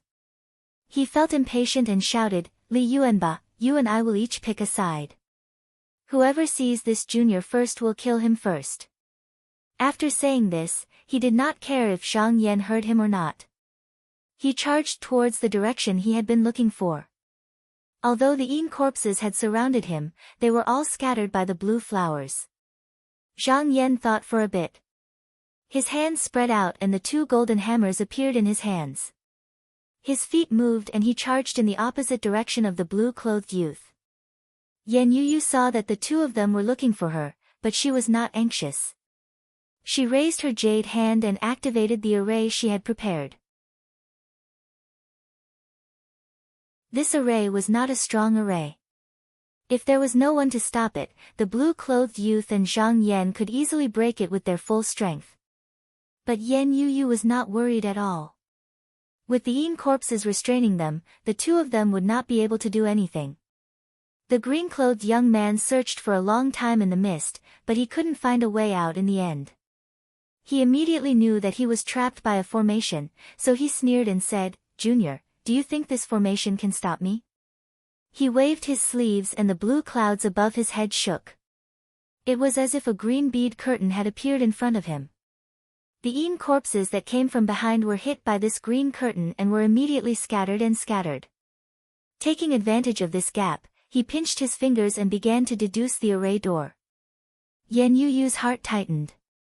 She turned her hand and took out the chi-transforming mirror, and shone it at the bottom. The blue-clothed youth felt it and a blue flower fell from the blue cloud above his head to block it. A snow-white light instantly passed through the blue flower and shone on his shoulder. A large piece of bone and skin was scraped off. The blue-clothed youth gave a groan and quickly retreated to the side while holding his shoulder. Although this body did not belong to him, it was still painful. If it was damaged too much, he would not be able to live in it anymore. Therefore, he did not care about finding an opportunity to break the formation. He pointed his finger and from the green cloud, a piercing jade-green light flew out and shot towards the direction of the mirror light like 10,000 arrows. The enemy was in the light while he was in the dark. Yan Yuyu was not afraid. She only moved to the side and easily dodged it. She saw the blue-clothed youth retreat into the array and leave the range of the mirror light. She also stopped and did not move forward. She only needed to stop the two of them from breaking the array. These Een corpses did not fear the corrosion of the mysterious light or the burning of the sun. After being scattered, they could regroup. No matter how strong the enemy was, under this seemingly endless siege, they would eventually reveal a flaw and come up to her banner. Taking a step back, even if the two of them guarded the door tightly and the wind and rain could not pass through, sooner or later there would be a time when they would not be able to continue. The longer time passed, the more advantageous the situation became for her. At this time, she suddenly felt the banner in her hand tremble. She was startled but her heart was filled with joy. She quickly waved the banner and a person walked out from the dark cloud and stood in front of her. Looking at this person's face, it was Shi Yifan. But he did not have a dull expression like before. Instead, his eyes were fierce and his eyebrows were filled with killing intent. It seemed like he had regained his consciousness. Yan Yuyu did not think that in just a moment, the main corpse on the banner would be refined. This was the help of the heavens.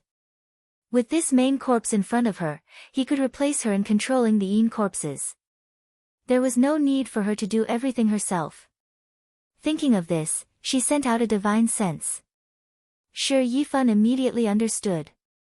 He bowed and said, respectfully receiving the decree. Yan Yuyu saw that the main corpse opened its mouth to speak.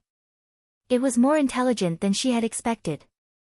She couldn't help being pleasantly surprised. She rejoiced that she did not choose the wrong method. With Shi Yifan as the main corpse, the Een corpses seemed to have gained intelligence. They weren't as stiff as before, only knowing how to kill. Rather they flew back and forth, attacking together, with a bit of order in their movements. Seeing this, Yan Yuyu's spirit was shaken. She thought, no wonder the records say that the main corpse is like a Yin general and the group of corpses are like Yin soldiers. A snake cannot survive without a head and a bird cannot fly without wings. So this is the reason. Only with the main corpse can the power of these 350 Yin corpses be used to their fullest. The blue-clothed youth was not as relaxed as before. Now that a blue flower had fallen, it could only drive away a few Yin corpses. Sometimes it could even be dodged. Most of the Yin corpses were hidden in the black fog, waiting for an opportunity to attack. Although his cultivation was profound, he did not dare to let these Yin corpses get close to him. What was more troublesome was that his body had been punched by Zhang Yan. Now that he was heavily injured, he was becoming weaker. If he did not circulate his cultivation technique to repair himself, he was afraid that he would not be able to hold on for long. He snorted and simply dropped the blue cloud on top of his head to protect his body. Then he took out the 1 Qi Zoisha from his sleeve and swallowed it. He circulated his cultivation technique to refine it. Yan Yuyu looked at him. Seeing that the blue-clothed youth was hiding in the blue cloud, she could not do anything to him. She also did not want to take any risks. So she looked at Zhang Yan. Seeing that he was waving his hammers and guarding the door, he did not panic at all. She could not help but think, this Li Yuanba is the person that this lady wants to subdue. Why don't I take this person into the banner first? She rose up and turned around to the other side of the formation. She raised the treasure mirror and pointed it at Zhang Yan, and a white rainbow shot out. At this moment, Zhang Yan also noticed that he had fallen into a formation, but he did not want to expend effort to deduce the location of the formation door. Even if the formation was simple, it would still consume his vitality. He saw that the surroundings were enveloped in a thick fog. The Yin corpses were like clouds and waves. After one wave was dispersed, another wave would surge over. It was obviously impossible to kill them all. However, an idea arose in his heart and he thought to himself, since I started cultivating that technique, I have not even used it in the Clear Feather sect because I was afraid that others would notice it. Why not give it a try now? Just as he was planning a countermeasure, he suddenly felt a burning aura that was completely different from the Yin corpses charging towards him. He laughed lightheartedly and shouted loudly. His body shook like a mountain torrent bursting through a dam, causing a muffled thunderclap to resound out in midair. An extremely clear and pure water-colored light screen soared up from behind him. As soon as this light appeared, it was like a surging flood that charged into the vast plains or a flowing wind that swept through a distance of 5 million kilometers. It swept through the entire expanse of Yin fog with a sweeping force, and in the blink of an eye, all the desolate clouds, miserable winds, Yin corpses, and fog had vanished. Target =_blank. You're tuning into the Blissful Bookshelf YouTube channel. We're so grateful for your support and don't forget to subscribe to join us on this incredible journey through captivating stories. Your generosity through donations truly makes a world of difference, as it's the primary source of revenue that allows me to expand and enhance this channel for you. Thank you from the bottom of my heart for being a part of this adventure.